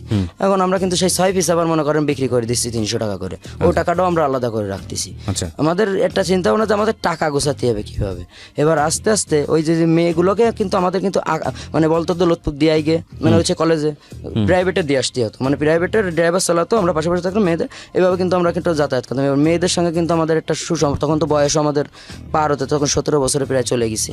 তখন আমাদের বয়স মানে ওইখানে যেতাম, খুলনায় যেতাম, এখন বলতো এই কথা, ওদের সঙ্গে কথা বলতাম, এই এই কথা বলতে বলতে ওরা বলতো কি আচ্ছা, আমি বলতাম কি যে আফা এ খাইয়ে কি শান্তি, তা বলতেছে কি তাহলে একদিন খাইয়ে দেখতে হবে। তাই আমি বলতেছি আচ্ছা ঠিক আছে খাবো, খাইয়ে যদি কিছু না হয় তাহলে কিন্তু মনে করেন আপনি খাওয়া বাদ দিতে হবে। তা বলতেছে আচ্ছা ঠিক আছে। এখানে একটা ছোট্ট বিরতি নিতে চাই ফয়সাল, ছোট্ট একটা বিরতির পর আমরা আবারও ফিরছি। ফয়সাল, যেখানটায় আমরা ছিলাম, তো এই আবার ট্যাবলেট ওরা তখন আমি তো ধরতে পারি না, ওরা তো সিগারেট ইসের পর তো বডি দিয়ে তাই লাইট দিয়ে আস্তে আস্তে, কোনো বাতাস থাকলে হবে না, একটা রুম লাগবে, সিগারেট লাগবে, আর মানে পানির জাতীয় কিছু লাগবে ঠান্ডা। জি। তো সেই ক্ষেত্রে ওরা আমাকে ধরিয়ে কিন্তু আমি গালে টাকাটা দিয়ে আর মুটকি দিয়ে দিয়ে আমি টান দিছি, কিন্তু দিলে ওর কোনো কিন্তু যে ওর এমনি যে অন্য নেশা করলে যে মস্তিষ্কটা একটু অন্যরকম হয়ে যায়, এর মধ্যে তেমন কোনো ফিলিংস নাই। তো রনিও টানলো, আমিও টানলাম, টানার পর কোনো নেশা করলাম না। এবার শিমুল ভাই আমাদের দুজনরে মানে ওই দেখে ফেলছিল যে এরা দুজন সেবন করছে, তো টান দেওয়ার পরে আমাদের রুমে নিয়ে গেছে, করছে কি এদিকে রুমে নিয়ে আমাদের দুজনরে দুটো থাবা দিছিল, দেওয়ার পর বলতেছে এই এটা মানে তোরা ফ্যান্সি খাতি বলিছি তাই বলে তো বাবা খাওয়া যাবে না, এটা হলো ধ্বংস করে দেবে, তোরা ফ্যান্সি খাবি অল্প খাবি কিন্তু এসব খাওয়া যাবে না, এটা খাওয়ার একটা বয়স আছে, নির্ধারিত বয়স আছে সব কিছুর। তিনি কিন্তু অনেক শিক্ষিত ছিল, তো বলতেছে যে নেশা করার একটা নির্ধারিত বয়স না হলে সেটা কিন্তু মনে কর যে মানে তোরা আর উঠবি না, মানে এরকমই পড়ে থাকবি। তা ঠিক আছে ভাই আমরা আর করবো না। এখন আমাদের কাছে তো সবসময় গাঁজা থাকতো, সেটা কিন্তু শিমুল ভাই জানতো না আমরা চুরি করে যে গাঁজা বিক্রি করতাম। আর আমরা তো পুলিশ ধরলে আমাদের তো ভরসা আছে যে ওই পুলিশ ধরবে না, আর যে পুলিশ আমাদেরকে, আমি আবার পুলিশকেও বিশ্বাস করতাম না। পুলিশ মনে করেন আমাকে ধরে আমাকে ফাঁকা জায়গাতে যে আমাদের কাছে গাঁজা দিয়েছে এই যে নিয়ে খাই গে, ও জানতো, পুলিশ জানতো আমরা গাঁজা খাই, কিন্তু আমরা তো খাইতাম না তখনও। তা ওই দিলে আমরা কি করতাম, রনি আমাকে বলতো এই ও না ধরলি, ও সামনে দেখা গেলো ফোন দিয়ে বলে দিল, আর একজনটা আমাকে ধরাই দিল এই গাঁজা এখন নিয়ে যাবেন, এই কোনো জায়গায় সারিয়ে রাখলাম, তাই কি আমরা যদি সকালবেলা সারি রাত্রেবেলা যেতাম সেই টানতে, মানে যাওয়ার সময় যদি অন্য কারোর ধরাই দেয়, পুলিশটা বিশ্বাস নাই, ওদের সঙ্গে আত্মীয়তা করতে নেই, বন্ধুত্ব কোনো কিছু করা যাবে না ওদের সঙ্গে। এখন সেই ক্ষেত্রে ওইভাবে করতে করতে আমরা গাঁজা ওই আমার রুমের মধ্যে যারা ওই যে খেলতো, জুয়ো খেলতো, ওরা তো সবসময় ওই সারা রাতে নেশার পরেই থাকতো, তো ওদের সঙ্গে কিন্তু এই সিগারেটও খাই। তো ওই পাইপ ছাড়া এমনি যখন অনেকে আছে যারা সিগারেটে বানাই খায়, ওই সিগারেটে বানালি কত দিই এক টান দিই, ওই এক টান কিন্তু ও এক টান দিত আমিও এক টান দিতাম। আচ্ছা। দিলে কিরকম যেন মানে অন্যরকম হয়ে যায়, মানে একদম নর্মালি যে মাথা একদম হালকা হয়ে যায়, মস্তিষ্কটা যেন অন্যরকম হয়ে যায়, মানে ওই সময়টাই মানে যেটা ভাবে যার মতো যে আমার মনের মতো যে আমি যেটা মানে এখন ভাববো সেটাই মনে করেন যে আমার হয়ে যাবে, ঠিক আছে। তখন আমরা নেশা করা শুরু করে দিলাম, দেওয়ার পর রনিরে বললাম কি যে ভাই ওই নেশা করার পরে কিন্তু আমার ওই কথাটা শুধু মনে পড়তো, ওই সেই ভাইয়ের কথাটা। তো ও কিন্তু ওইখান থেকে যে আমি ভাইয়ের কথা মানে ভাইকে মেরে ফেলার কথা, তাই তো? হ্যাঁ, ভাইকে মেরে ফেলার কথা। ওকে। তো তখন কিন্তু আমরা যখন বললাম, তখন আমাদের কাছে ওই অনেক গ্রামের দিকে যে ঘের বেড়ি হয় না, অনেক বড় একটা ঘের প্রকল্প যাকে বলে, মাছের ঘের, জি, সে প্রকল্পটা একটা দখল করতে হবে। তো শিমুল ভাইয়ের কাছে আসছে, তো এসে বলতেছে ভাই আমার ওই ঘেরটা মনে করেন দখল করে দিতে হবে, তো আপনাকে এত টাকা দিব। তো সেদিন মনে করেন ওই সামাদ তারে সবসময় বলতো বস অর্ডার করেন, সে সবসময় তাকে বস বলে ডাকতো। তো ও বললো কি আচ্ছা ঠিক আছে, তো আমার লোক পাঠাই দিবানি, তো যাস কেন। এবার ওই জায়গায় আবার হিন্দু একটা আদিত্য বলে একটা লোক আছে, যার নাম হয়তো অনেকেই জানে, ঠিক আছে। তো ওনার কাছে বলে দিয়েছে শিমুল ভাই, তারে আবার দাদা বলতো যে দাদা আপনার এলাকায় কিন্তু আমার লোক পাঠাচ্ছি, এখন আপনি একটু দেখেন। আর মানে যে এলাকার কর্তৃত্ব, জি জি জি, এদেরকে পাঠানো হতো, যদি দুটো লোক পাঠাতো তা আমরা যদি দুটো লোক জানতাম যে আমরা একাই আছি, কিন্তু না, আমাদের সেভ করার জন্য লোক সেট করা থাকতো, কিন্তু সেটা আমরা জানতাম না, 2-3টা স্তরে কাজ হতো। জি। ওকে। তো ওই সামাদার মিলনটা পাঠাইছে ওদের সাথে, কিন্তু আর আমরা কিন্তু একজন মনে করেন যে যেতাম না, গেলে দুজনই একসাথে যাব। এখন ওই দুজন দুর্গম মোটরসাইকেলের পিছনে সামাদা খান আরও একখান নিয়ে শর্ট গান নিয়ে মনে করেন চলে গেছে, যে সেই ঘেরের পাড়ে যে টংটা আছে, টঙ্গের মধ্যে সেই লোকটা আছে যার গেট, তা বলতেছে যে তুই ওটা দখল করা ছিল, মানে সেই লোকটাও কিন্তু দখল করে রাখছিল। আচ্ছা।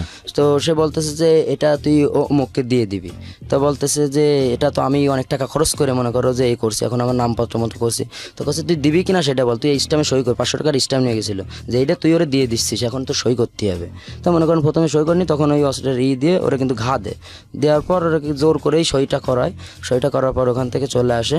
আসার পর ওই শিমুল ভাইয়ের ওইখানে ওই রাত্রেবেলা ওই রাতেই তো আমি বললাম কি ভাই এই মেশিনটা আমার একটু দেওয়া যায়। তা বলতেছে তুই এনে কি করবি। তা ওই সময় কিন্তু ওরা জানতো না যে আমার বাড়ি ওই জায়গা, আমি মানে আমার সৎমা থাকে বা পরিবারের লোকজন না থাকে। না না এগুলো কিন্তু ওরা কিছুই জানতো না। তখন কি আপনার সৎমারা জেনে গেছে যে আপনি বাবার সন্তান? হ্যাঁ হ্যাঁ তখন অলরেডি জেনে গেছে। তখন জেনে গেছে। আচ্ছা। তো তখন তো আরো বেশি শয়তানি করতো। তো আমার সাথে তো কিছু করে আর পারতো না, তখন তো আমি আমার মতো আমি করে চলে গেছি। তখন তার আমি তাদের মানে বাধ্য নই। তো ওইখানে গেলাম, সেই গ্রামে গেলাম, যাওয়ার পর আমাকে অস্ত্র দেয়নি, বলতে কি যে না তোমার এখনো অস্ত্র নিয়ে বয়স হয়নি। না, আগে তুমি ওই ক্যারাম বোর্ড খেলোগে যাও, ক্যারাম বোর্ডের পকেটে গুটি দিয়ে শেখো, যেদিন বোর্ড ক্লিয়ার করতে পারবা সেদিন আমি তোমার অস্ত্র দেবো, মানে হিট করে ক্লিয়ার করতে পারলি তোমার কাছে আমি অস্ত্র দেবো, এরকম একটা কথা সে বলছিল। তো আমি আর রনি দুজনে চলে গেছি ওই সেদিন আবার বাগদা গ্রামের একজন গাঁজা বিক্রেতা, সেখানে মনে করেন যে ওরা আমি ফোন দিছি, তখন ফোন কিন্তু আমার ওর কাছে চলে আসছে। তখন আমি ওর ফোন দিয়ে বলতেছি যে উজ্জ্বল ভাই আপনার কাছে কি তামাক টামাক হবে। তা বলতেছে কটুক লাগবে, আমি বলছি 100 গ্রাম লাগতো। তো বলতেছে কি যে হ্যাঁ হবে না। 100 গ্রামের দাম কিরকম ওই সময়? 100 গ্রামের গাঁজা হচ্ছে কেজি আসছে 32,000 টাকা। আচ্ছা, সেই হিসেবে হিসাব করবে। আমি তো ওর কাছ থেকে কিনবো না। কিনবেন না মানে ওকে কি করবেন? আমি তোকে ধরিয়ে দেবো। ও, ধরিয়ে দেবেন। পুলিশ আমাকে টাকা দিচ্ছে, আমি তো আমার টাকা নিয়ে আমি যাচ্ছি না কিনতে। আচ্ছা। আমি তো পুলিশ আমার টাকা দেবে, আমি সেই টাকা নিয়ে যাব। এখন পুলিশের সঙ্গে যখন আমার টাকাটা দেবে আমি যাব একসঙ্গে, কিন্তু ধরলে আমি কিন্তু হাতটা ঝাড়া দিই, দিয়ে কিন্তু দৌড় দিই। ও আচ্ছা আচ্ছা, ঠিক আছে। ও যাতে করে আপনাকে সন্দেহ করতে না পারে যাকে ধরিয়ে হ্যাঁ দিলেন। হ্যাঁ হ্যাঁ, কোনো রকম কোনো বুঝতে না পারে যে এ পুলিশের সঙ্গে হাত আছে, এরকম কোনো রকম কোনো সিচুয়েশন থাকে না। আচ্ছা। ওরা সেভাবেই করে। ওরা আমার রাস্তায় ধরলে আমি কিন্তু ঝাড়া দিয়েই দৌড় দিই। দৌড়, হ্যাঁ। ঠিক আছে। ওর একটু দূরে যায়, ওরা তো একটু রাস্তা দৌড়ে আবার মনে করেন এরাই ফিটিং করে মনে করেন নিয়ে চলে যাবে। ওকে। তো ওই যা পাই তামাক তার থেকে অর্ধেক দেয়। তো রনি বলতেছে ভাই এরকম করলে তো মানুষের শত্রু হয়ে যেতে হবে, এইটা করা যাবে না। তার থেকে আমরা যে ভাইয়ের কাছে রয়েছি, ভাই জানলেও মনে করেন খারাপ ভাববে, তার থেকে আমরা তো এই যা করতেছি এই করি, এসব এই ব্যবসা বাদ দে। আমরা এখন মনে করি যে খাত আমাকে সব তো আসছে, তখন কিন্তু আস্তে আস্তে পাইবিও টান দিয়ে শুরু করলাম। এবার ওই বেনাফুল থেকে ওই সুকনগর থেকে যে মালগুলো আসতো ওই ফেন্সি কিন্তু এবার টুকটাক কিন্তু আমরা খাওয়া শুরু করতেছি, মানে 2 পিস খাচ্ছি, 4 পিস বিক্রি করতেছি। ফেন্সি ডিল এটাও খাচ্ছি, দুজনে ভালোই লাগতেছে, খাইয়ে দুধ চা খাচ্ছি, গোল্ড সিগারেট খাচ্ছি, খেয়ে মোটরসাইকেল চালাতে খুব ভালো লাগে। দুজনে মোটরসাইকেল চালানো শিখাই দিছিল শেষামাত ভাই, মিলন ভাই। ওই বাতাস যখন মোটরসাইকেল চালাতে যখন বাতাস লাগে না, তখন মানে অন্যরকম, তখন তো মস্তিষ্কটা তো আমার অন্যরকমই হয়ে যাচ্ছে, তখন তো আমি আমার মতো নেই, তখন তো আমি অন্যরকম হয়ে যাচ্ছি। তখন সেইভাবে ওই ভাইয়ের ওইখানে থাকলাম। ভাই কিন্তু এবার জানা শুরু করলো, এরা দুজন তো নেশা করা শুরু করে দিয়েছে।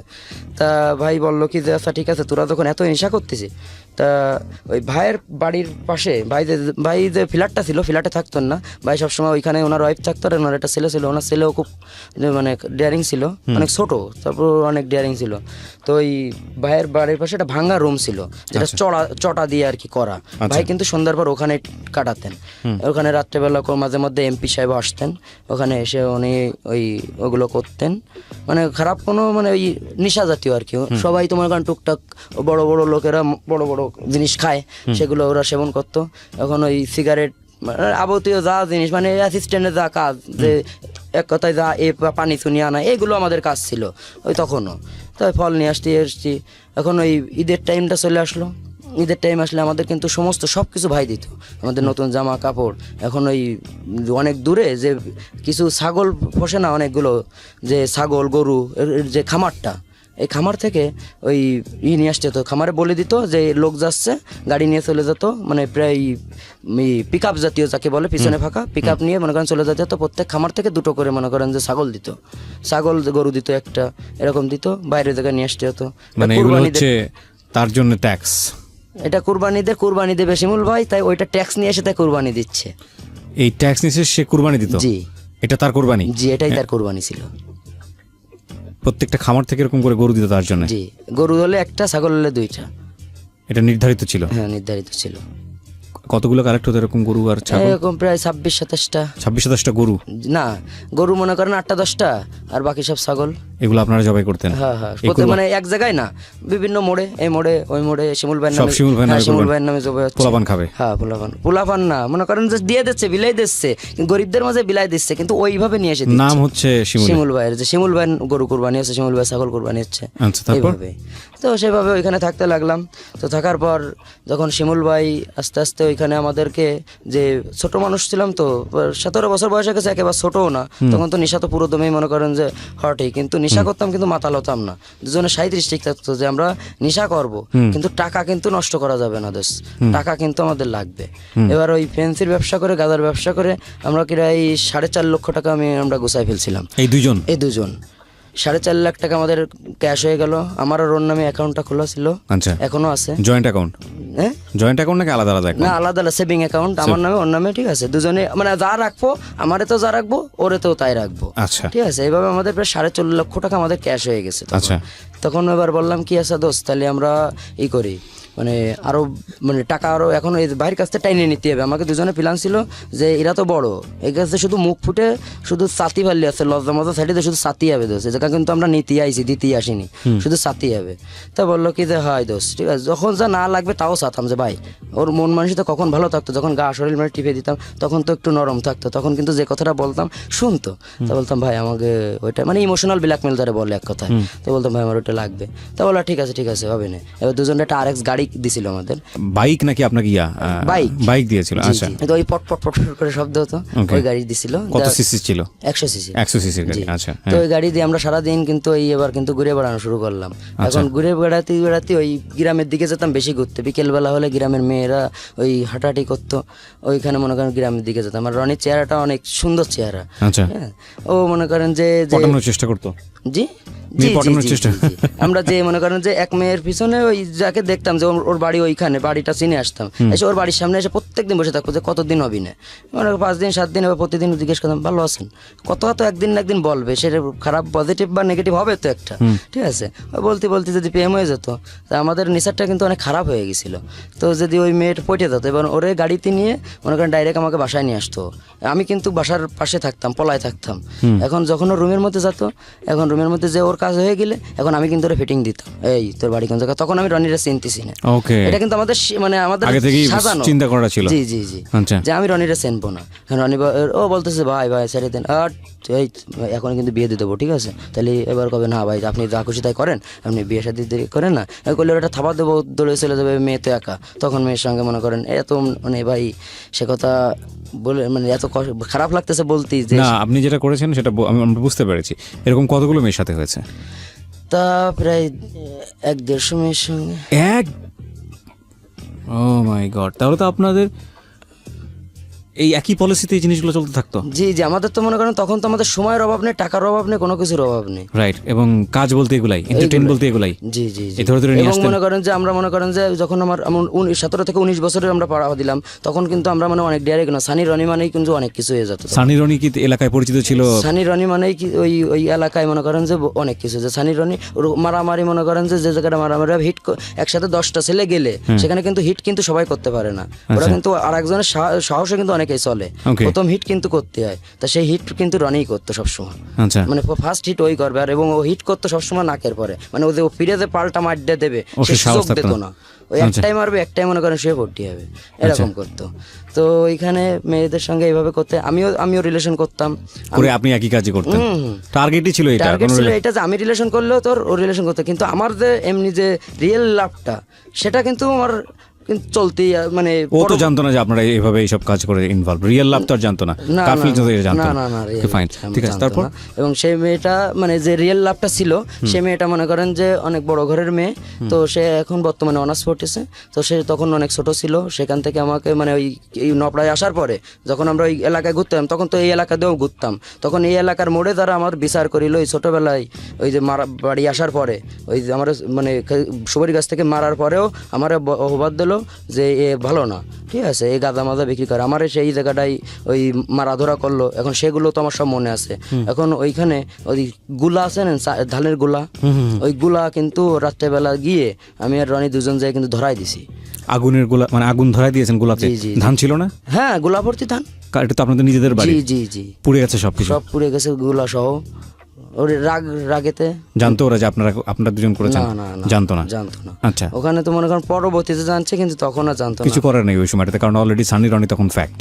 জি, ওইখানে পাশে একটা টাওয়ার আছে, টাওয়ারের পাশে দুটো ঘের আছে, ঘেরের ওইখানে কলা গাছ ভর্তি লাগানো, এটা হচ্ছে আমার বাবের সেই বড় ছেলের।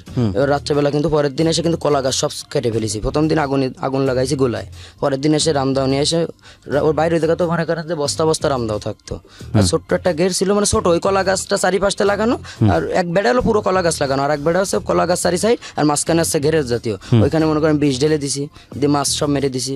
দেওয়ার পর এখন ও রাত্রেবেলা কিন্তু ওই গাদা খেত, ওই যে ভেড়ের ওইখানে একটা সিঁড়ি মতো আছে, মানে হ্যাঁ ওইখানে বসেই খাতো। এটা কিন্তু মনে করেন আস্তে আস্তে কিন্তু আমি জেনে গেছি যে ও রাত্রেবেলা একা একা থাকে, রাত্রেবেলা ভাত খেয়ে রাত 10টার পরেও একা কিন্তু ওইখানে যায়। এটা কিন্তু আমার মনে করেন ধারণা চলে আসে। এবার রনির বললাম, ভাই আজকের মনে করেন মেরে দিতে হবে। টার্গেট কি ছিল, মানে ওকে জানে মেরে ফেলবেন? টার্গেট ওর লাইফটা নষ্ট করে দেবো, ওকে মেরে ফেলার কোনো ইচ্ছা ছিল না। তো আমি আর রনি দুজনে গাড়ি নিয়ে যেটা ওই মানে যেখানে বাগান তার থেকে আরো অনেক পিছনে একটা স্কুল আছে, তো স্কুলে বারান্দায় গাড়িটা উঠায় রাখছি যে ওইখান থেকে চলে আসে তারপর গাড়ি নিয়ে বেরোবো। এবং গাড়িটা উঠায় রেখে ওইখান থেকে হাঁটতে আমরা নিয়ে আসছি ওকে, শুধু একটা সিরিঞ্জ নিয়ে আসছিলাম। কেন? ওটাতে কি করবেন? ওটা ওর মনে করেন ঢুকাই দেবো। সুই ঢুকাইলে কি সমস্যা? ওটা কিছুই তো হবে না। সুই ঢুকাই মানে ওই মনে করেন ওর তো মানে লাইফটা শেষ করে দেবো। সুই কোথায়? সুই শরীরে ঢুকাবেন? এই গলায় ঢুকাই দিছি। ও গলায় ঢুকাবেন, গলায় ঢুকাই ভেঙে দেবো। এটা দিলে মনে করেন তো ইনফেকশন করতে করতে মনে করেন আস্তে আস্তে মানে হয়ে যাবে, প্রথম ধরবে ওখানে। আচ্ছা, সেই জন্য তারপর এখন ওই স্কুলে এখানে রেখে মাহমুদ ওই এলাকায় সে মাহমুদরে ফোন দিলাম, দিয়ে বললাম কই তুই? তো মাহমুদ আর সোহান আসলো, এসে বলতেছে, আমি বলতেছি কি তুই তাহলে আটটে দে, শিওর ওই জায়গা আছে কি না। এখন ওরা কিন্তু আগে হাটে আইসে, ওরা তো আবার ওর সঙ্গে কথা বলতো। তা বলতেছে কি মে ভাই আসো না এর মধ্যে, আমরা কিন্তু পিছনে অন্ধকারে দাঁড়ানো। তো বলতেছে কি হ্যাঁ আসি। তা বলতেছে কি যে ভাই একটু খাওয়ানো যায় না? তা বলতেছে কি আয়। তা বললে ওরা ঢুকে আমরা রাস্তায় দাঁড়ায় রয়েছি, ওরা একসঙ্গে খাইছে, খেয়ে রাস্তায় বেরোইছে। বেরোলি রনির হাতে একটা সিরিঞ্জ, আমার হাতে একটা সিরিঞ্জ, দুইজনে যায় ওই ফাঁসতে আমি এই ফাঁসতে, গলার একদম যে ইঞ্জেকশন ঢুকোই দিয়ে এরকম ভেঙে দিছি। আমরা একটা ছোট্ট বিরতি নেব, ঠিক রাত 12টায় ফিরে আসবো এখান থেকে। আর সবাইকে বলছি, যারা ফয়সালের সাথে সরাসরি যোগাযোগ করতে চান তাদের একটাই মাত্র মাধ্যম আছে, সেটা বাইরে এবার গেলাম যে আবার দুজনে যাওয়ার সময় বলতে যাচ্ছি যে দোস্ত যদি পুলিশ প্রশাসনের সমস্যা হয় তাহলে বাইরে এই জিনিসটা জানাই। তখন সে এতদিন জানাসনি, আজকে তুই জানাবি। তাই আমি বললাম কি না বাইরে দিয়ে আস্তে আস্তে আজকে বলবানি, তার সময় গা টিপ্পানি, ওই সময় বলবানি। কারণ রাত্রেবেলা যখন ভাই মদ খাইয়ে বসে রয়েছে, ওই সময় গা টিপতে ভাই এটা কথা বলবো। আমার শরীর কাঁপতেছে ওই দিন। তা বলতেছে যে কী রে তোর অনেক নার্ভাস লাগতেছে, কি হয়েছে কিছু? তো আমি কাছে ভাই একটা কথা বলবো। তো বলতে কি, আমি কাছে ভাই আপনার আগে হাত ধরেছি, ধরে বলতেছি ভাই আপনি রাগ করবেন না তো? তা কাছে কি বল? আমি করছি আপনি আর বাঁচাতে হবে না কিন্তু। তা বলতেছে তো তুই কথাটা বল। তা আমি বলতেছি কি যে ভাই মনে করেন যে আমি একজনে মনে করেন আমরা দুজন এই ইঞ্জেকশনের ঢুকাই দিছি, আমি যদি মরে যায় তা কেস কানুন করতে হবে না, যদি করে তাহলে সমস্যা হবে না। কাছে তোকে কি দেখেছে? তাই আমি বলতেছি কি যে না। বলতে তাহলে কোনো চিন্তা করিস না, ও কোনো সমস্যাই নেই, ঠিক আছে, তোর আমার এই জায়গা ছিলিস সেটা আমি দেখবানি। এখন ও কিন্তু হসপিটালে নিয়ে গেছে, ওইখানে কাজ হয়নি, ওই সরকারি হসপিটালে ওইখান থেকে নিয়ে গেছিল 250 বেডে খুলনায়, সেখানেও কাজ হয়েছিল না। মানে ওইটা বের করছে কিন্তু ওই রক্ত পুরা মানে বন্ধ করতে পারছিল না। পরে আস্তে আস্তে বন্ধ করার পরে ওইখানে মনে করেন যে পেকে ঠেকে ওর এইটুকু আর এইটুকু পুরো গর্ত করে মানে 2.5-3 মাস পরে মারা গেছে। 2.5-3 মাস পরে ও চিন্তাও করতে পারেনি যে কে এটা করেছে? না। কিন্তু যে দুটো ছেলেকে আপনারা ওখানে পাঠালেন ওদের সাথে আরো বেশি করে ইয়ে করার জন্য, ওই দুটো ছেলে তো জানতো যে আপনারা করেছেন? হ্যাঁ, ও দুজন তো কাছে কি আমরা চিনি না। ওরা বলেনি? না, ওদের তো ওরা যদি বলে তাহলে তো ওকেও সমস্যা। আচ্ছা, আমি তো ওরা জড়িত ছিল ওর সঙ্গে আমি জড়াই নেবো। আচ্ছা, ওই তো পাপি মারা 7 গান নিয়ে আমি তো বলেছি যে ভাই কোনো রকম কোনো যদি মুখিতে অমুক হয়, আমরা যদি মরি তা তোমাকে সাথে নিয়ে কিন্তু মরবো। তাই ওইখানে ভাই বললো কি আচ্ছা ঠিক আছে কোনো সমস্যা নেই। এখন কিছুদিন যাওয়ার পরে ওই আমাদের যে নেশায় হলের ওইখানে যে সামনে ঈদের টাইমে, তখন আমাদের সামনে আবার এটা তো কোরবানি ঈদের ঘটনা, ওই গরু নিয়ে আসলাম। সামনে যখন 1 বছর পার হয়ে রোজার ঈদ আসলো, ঈদের দিনকে আমরা গেছি দুইজনে মনে করেন ঘরের থেকে মদ খেলাম, গাঁজা খেলাম, খাইয়ে দুজন কছি চল ছবি দেখে আসি আজকে। ছবি দেখতে গেছি হলে, যার পরে হলের সামনে ওই যে 3খান তাস নিয়ে যে 3টা টিক্কা নিয়ে, লাল টিক্কা ধরলি মনে করেন ফেললি ডবল টাকা। এখন কিন্তু আমি ওই 100 টাকা কিন্তু দিছি ওই টিক্কার পরে। ও কিন্তু এত ইজি ভাবে করে যে বোঝা যায় না, কিন্তু আমি কিন্তু আন্দাজেই দিছি, তো কিন্তু লেগে গেছে। 100 টাকা দিছি তাহলে আমার 300 টাকা দেবে। এবং ও কিন্তু বলতেছে যে টাকা হবে না। তাই আমি বলতেছি টাকা হবে না মানে? ও তখন ওর বাড়ি ছিল ওই ইসের ওই পাশে। ও কিন্তু সানি রনির নাম শুনেছে, কিন্তু আমরা যে সেই সানি রনি এটা কিন্তু সে জানে না। আচ্ছা তো ওর সঙ্গে আরো 2-3 জন রয়েছে। তো বলতেছে কি যে না টাকা হবে না। রনি কাছে টাকা দিবা না কেন? টাকা ভাদেছে, তাহলে তুমি টাকা দিবা না কেন? তুমি তো খেলাচ্ছো। এবার হলের গেটম্যান টেটম্যান তো সব তো আমাকে চেনে। এখন মারুফ তাড়াতাড়ি এলো, গেটম্যান ছিল মারুফ, ওই গ্যান্দাম আছে। তো এরা 3 জনে মনে করেন আমরা 2 জন মানে মারামারি হচ্ছে, কিন্তু এর মধ্যে ওই দোকান আছে, পানের দোকান, কাউসি আছে না, পান কাটা কাউসি, ওই কিন্তু মনে করেন যে আমার কিন্তু ঢুকোই দিতে গেছে। গেলে কিন্তু আমার এই যে কেন এইখানে লাগছে, ওখানে মারছে। হ্যাঁ মানে এই পেটে ঢুকাতে গেছে, আমি কেন বাধা দিছি, কেনই লাগিছে। আচ্ছা লাগলে এবার রনির তোমার রক্ত দিয়ে তোর মাথা খারাপ হয়ে গেছে। ওইটা নিয়ে গলা ধরে ওই যে ক্রসিকল গেটের হ্যান্ডেল আছে না, হ্যান্ডেলের ওই মাথায় তো এরকম উঁচলো, ওটাতে চাপ দিছে। ওইটাই মনে করেন ওর মাথা নিয়ে যায়, মনে করেন এইরকম ঢুকোই দিয়েছে, দিলি মাথায় মনে করেন যে ঢুকে গেছে। গেলে মনে করেন ওই জায়গায় অজ্ঞান হয়ে গেছে। আর বাকি ওর সাথে যে 2 জন ছিল ওরা 2 জন দৌড়ে পলাই গেছে। এবার গেটম্যান আমি করছি কি যে এর মনে কর তাড়াতাড়ি হসপিটালে নিয়ে চল। এবার ওরা হসপিটালে নিয়ে গেছি। হসপিটালে নিয়ে মানে উঠানোর আগে আরেকবার মাইরে নিয়েছি, ওই বেডে উঠানোর আগে আমতলায় ফেলে আরেকবার মারিছি ওরে। আচ্ছা যে মাইরে তারপরে ওর হসপিটালে উঠাইছি, উঠে ওই জায়গায় রাখে আমরা চলে আইছি আমাকে মতো। এসে বাইরে করছি ভাই আজকে একটা মারিছি। এখন এবার বলতেছে যে তোরকে তো মনে কর যে প্রতিদিন একটা সমস্যা চলতেই আসছে, তাহলে এইভাবে করবি কিভাবে? তা আমি করছি কি যে ভাই মনে করেন তো বললাম যে এই ঘটনা। তা বলতেছে কি যে ঠিক আছে, তা মাথা মতো অত গরম করলে তো হবে না। তা আমি করছি কি যে ভাই আপনার পিছনে রয়েছি, আপনি তো আমাদের সাপোর্ট, মনে করেন আপনার বলেই তো সব কিছু করতেছি। কারণ আপনি মনে করেন যেটা বলবেন সেটা করবো, আপনি যদি বলেন না তাহলে করবো না। তা বলতেছে যে না সমস্যা নেই, তুই করিস। এবার আমার দিয়ে ওই সময়টাই ভাই তার কিছুদিন পরেই সে সময়টাই আমরা নদীর উপর একটা ছেলে ছিল, যে ছেলেটা ওই রনিদের দোকানে কাজ শিখলো। ওই দোকানে ও কিন্তু মাঝে মধ্যে যায়, কিন্তু কাজ কিন্তু মানে যাতে না ভুলে যায়, ও মাঝে মধ্যে যায় সেখানে কিন্তু কাজ কিন্তু হালকা হালকা হোল্ডিং করে রাখতো, যাতে কাজটা না ভুলে যায়। ওইখানে যে ওই সেই নদীর উপর সেই ছেলেটা ও ফোন রেখে ও এলো করছিল, ফোন রেখে বাইরে গেছে, ও কিন্তু ফোনটা চুরি করছে। আচ্ছা চুরি করার পর এখানে রনি এসে বলতেছে ফোন কই ফোন কই, ফোন কিন্তু মনে করেন যে কেউ নিয়নি, কেউ তো না স্বীকার। এখন মালিক ফালিক সবাই তো মনে করেন ওরা ভালোভাবে চেনে। তো বলতেছে না বাপ আমরা এই থেকে তোকে নেবে না। ভালো কথা, রনি চলে আসে, ফোন কেউ নিয়ে নি। কিছুদিন পরে কিন্তু ওই নাম্বারে কিন্তু আমরা ফোন দিছি, 2 জনে বসে ঘাটে নদীর ঘাটে জাহাজের পরে বসে ওই নিয়ে গেছি, মুরগির রস নিয়ে গেছি, মদ নিয়ে গেছি, গাঁজা নিয়ে গেছি। এই খাওয়ার সময়টা রনির কাছে দেই দোষ ফোন দিয়ে ফোন দিছি, সিম কিন্তু ফোনে ঢুকেছে। ঢুকলেই ও যখন হ্যালো বলে তো সেই ছেলেটা রনি তো ওর কণ্ঠ তো মনে করেন চিনে ফেলেছে। এবার হ্যালো যে বলেছে যে রনি হ্যালো বলেছে, রনির কণ্ঠও চিনে ফেলেছে, কাটিয়ে দিয়েছে। রনি কাছে দোষ আমি এরা চিনতে পারিছি, কিন্তু আমি বলছি কোন কাছের বাড়ি নদীর উপর ওই দোকানে কাজ করে। এখন আমি করছি কি তাহলে চলো কালকে, যে আপনাদের ফোনটা নিয়েছে। এখন ওই জায়গাটায় সেই হোল্ডিংয়ের দোকানে গেছি, যাওয়ার পরে ওর কাছে আমি ওই জিজ্ঞেস করি, ফোন দিয়েছি, তারপরে কিন্তু সিম অফ, সিম কিন্তু আর খোলা নেই। এখন পরের দিন যখন গেছি আমি আর রনি গেছি, যাই মালিকটা ডাকলাম, ডেকে বললাম যে অমুক ছেলেটা কই। তো সে ছেলেটা ডাকলো, ডেকে রনি কাছে কি যে তুই আমার ফোনটা নিছিস, তা ফোনটা দিয়ে দে। তা বলতেছে কি যে না আমি কোনো ফোনটা নিইনি। তা বলতেছে ফোন নিসনি, তোর কণ্ঠ, তোর সাথে আমি অনেকদিন কাজ করেছি, তাহলে তোর কণ্ঠ আমি চেনবো না? তুই ফোনে কেন, তুই যাতেই কথা বলিস আমি তো তোর কণ্ঠ চেনবো, তুই তো নিছিস। তো ওর কাছে নিছি, তা কি আছে যেই বলেছে ওই রড সোজা করে হ্যান্ডেল আছে এরকম, ওই হ্যান্ডেল দিয়ে মনে করেন যে মাথায় একটা বাড়ি, আমি বাড়িটা দিছিলাম প্রথম বাড়িটা, ও পরে মনে করেন যে ঘুষিতেছে দিলি, মনে করেন যে পড়ে গেছে। ওটা 7 মাস ছিল, হচ্ছে একদম ছিল যে কি বলে সেন্সলেস অবস্থা, কোমা। হ্যাঁ কোমায় ছিল। 7 মাস পরে গিয়ে সেই ছেলেটা মারা যায়। তো এই 7 মাসে আপনাদের কোনো কিছু হয়নি, আপনাদের পেছনে না, আমাদের তো শিমুল ভাই মনে করেন সাপোর্ট দিচ্ছে, সেই সময় শিমুল ভাইয়ের সাপোর্টে আছি আমরা।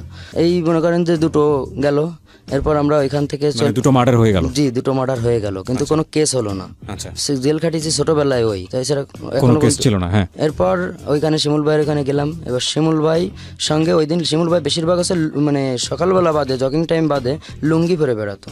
হ্যাঁ, সবসময় লুঙ্গি আর মাঝে একটা মেশিন থাকতো, ওই লুঙ্গি পরে সবসময় ঘুরে বেড়াতো। মেশিন মানে পিস্তল। জি। তো মনে করেন ইনস্টিটিউট মাঠে চা খাচ্ছে, খাওয়ার পর ওইখানে মনে করেন যে আর একটা লোক আছে, সেও মনে করেন যে একটু অন্য, ওই লোকটা আসছে এসে বাইরে, ভাই তখন একা ছিল, আর আমরা 2 জন হচ্ছে ভাইয়ের সঙ্গে ওই মিলন সমাজটা কোন জায়গায় পাঠাইছে, আর আমরা 2 জন রয়েছি ভাইয়ের সাথে। তখন আমরা হলো কোনার দোকানে চা খাতে গেছি, ভাইয়ের সামনে আমরা আবার সিগারেট খেতাম না, তো আমরা 2 জন আবার কোনায় গেছি সিগারেট খাতে, আর ভাই আর ওই জায়গায় বসে কফি খাচ্ছে। আর ঠিক ওই মুহূর্তে কিন্তু মানে মাই করে নিয়ে চলে আসে, মনে করেন যে বাইর মানে আঘাত করবে। ভাই কিন্তু একা, ওরা ছিল 4 জন, 4 জন গাড়িতে আইছে, কোনো অস্ত্রপাতি নিয়ে আসেনি, এমনি মারতে আইছে। এখন বাইর তো মনে করেন ওই জায়গা তো মানে যারা দোকানদার তারা তো বাইরে সবাই চেনে, দোকানদাররা ঠেকাচ্ছে, এদিক মারামারি হচ্ছে, বাইর তো লুঙ্গি ভরা, একা একা কীভাবে করবে। বাট আমরা কিন্তু 2 জন চলে যাই, সেই ওই ইটির কুয়া নিয়ে ইট আছে, ইট দিয়ে মনে করেন মাথায় বাড়ি দিছি, তো মনে করেন এক গাতে মনে করেন মাথা ফেটে মনে করেন পড়ে যাচ্ছে, অজ্ঞান হয়ে গেছে। দুটোরে মারা হলো, আর দুটো মনে করেন যে শিমুল ভাই একটা হিট করলো, আর একজন মনে করেন এমনি পলাই গেল। নিয়ে ওই 3 ধরে নিয়ে আমাকে সেই ইসি নিয়ে গেলাম বাইরে ভাঙা করে, নিয়ে ওই জায়গা ভেন্দে রাখলো। রাখার পরে বলতেছে যে তোর এই করবে, ব্লেড দিয়ে ফুসাই লবণ লাগাতে হবে, ঠিক আছে। আপনাদের বলে গেল। এখন আমি করছি কি, রানী দোষ যা একটা নতুন ব্লেড কিনে নিয়ে, ঠিক আছে। ব্লেড কিনে নিয়ে আসে, তো ব্লেড হসপিটালে অপারেশন করেন না ব্লেড, ওই ব্লেড কিনে নিয়ে আসে। নিয়ে এসে ওর মনে করেন যে এই নখের থেকে শুরু করে এই পর্যন্ত পুরো পুষাইছি, এরকম পুষাচ্ছি। আর ও তো চিল্লাচ্ছে, তো মানে আমাদের মনে কোনো মায়া দয়া মরেও যাচ্ছে, তাও আমাদের মনে কোনো এরকম মন পাথর হয়ে গেছে, যে মনের মধ্যে কোনো মায়া দয়া বলে কিছু নেই। তো এই লবণরে দিচ্ছি, তখন তো মনে করেন তো ছটফট করতেছে, কত কষ্ট আসছে ওকে, কিন্তু আমরা তো বুঝেও না বোঝার ভান। জি। এবার দেওয়ার পরে দুপুর টাইম হলো, ভাই আসলে ওই দিন রাতের বেলা থাকে, পরের দিন দুপুর পর্যন্ত ওইখানে থাকলো। তারপর ভাই আসলো, ভাই এসে বলতেছে যে এদিকে সাইডে দে। এখন সাইডে দিলাম, পায়ে মনে করেন ওরা হাঁটতে চলতে পারতেছে না, ওকে 3টার ভ্যানে উঠে দিলাম, ওকে বাড়ি ছিল ধোয়া দিই, বললাম ওকে যে ওই ভাই টাকা দিয়ে দিল ভ্যানালারে, যে ওকে বাড়ি পৌঁছে দিস। এখন ওই সময় ছাড়লেন, পরবর্তীতে আপনাদের কোনো অসুবিধা হবে না? না আমাদের ওই ক্ষেত্রে মনে করেন যে তখন মানে হরতাল হতো, ভাই মনে করেন গেলে পুলিশ টুলিশ লাগতো না, ভাই আমাদের নিয়ে যেত 3-4 গাড়ি প্রাইভেট নিয়ে ও মোড়ে রেখে সবাই অস্ত্রপাতি আর ফায়ার সার্ভিসদের গরম পানি মনে করেন নিয়ে রাখতে বলতো, যদি কেউ ওঠে তো মনে করেন গরম পানি মারা। মানে আপনারা পুরো এলাকা কন্ট্রোল করতেন, যাতে মানুষের চলাচলে কোনো বিঘ্ন না হয়। না কোনো গাড়ি ঘোড়া কোনো কিছু বন্ধ থাকবে না, সবকিছু চলবে। ভাইয়ের কথা ছিল, মানে এমপি যেটা বলতো সেটাই মনে করেন ভাই করতো, এটাই হচ্ছে কথা। তো মানে এরপর ভাই ওই জায়গাটায় একটা লোক, মানে ওই সামাদ যে ডাইন হাত, সে একটা মেয়ের সঙ্গে সম্পর্ক করে, সে আর একজনের ওয়াইফ, ঠিক আছে, আরেকজন ভাইয়ের সঙ্গে পরকীয়া করে। তো সে মেয়েটাও কিন্তু তার সঙ্গে কিন্তু অনেক মানে বেরোয় আসবে এরকম একটা অবস্থা। তো সেও একটা নেতা, তো তাকে মনে করেন যে সে মেয়েটা বলতেছে যে তুমি কি আমার সাথে চলে আসবা, তা বলতেছে হ্যাঁ আমি চলে আসবো। তা বলতেছে তাহলে আজকে তোমার আমরা নিতে আসতেছি। এখন মনে করেন সেই গেটে, বেঙ্গল গেটে গেছি, যে ওরা মনে করেন যে ও বেরোয় আসতেছে, এখন ওর হাজব্যান্ড আরও ছেলেপেলে নিয়ে রয়েছে। আমরা গেছিলাম প্রায় 60 থেকে 70 জন, যে মনে করেন যে ওইখানে যে কাঞ্চি, সে মেয়েটা না ছিল কাঞ্চি ব্যাপারে মনে করেন প্রাইভেটে উঠে।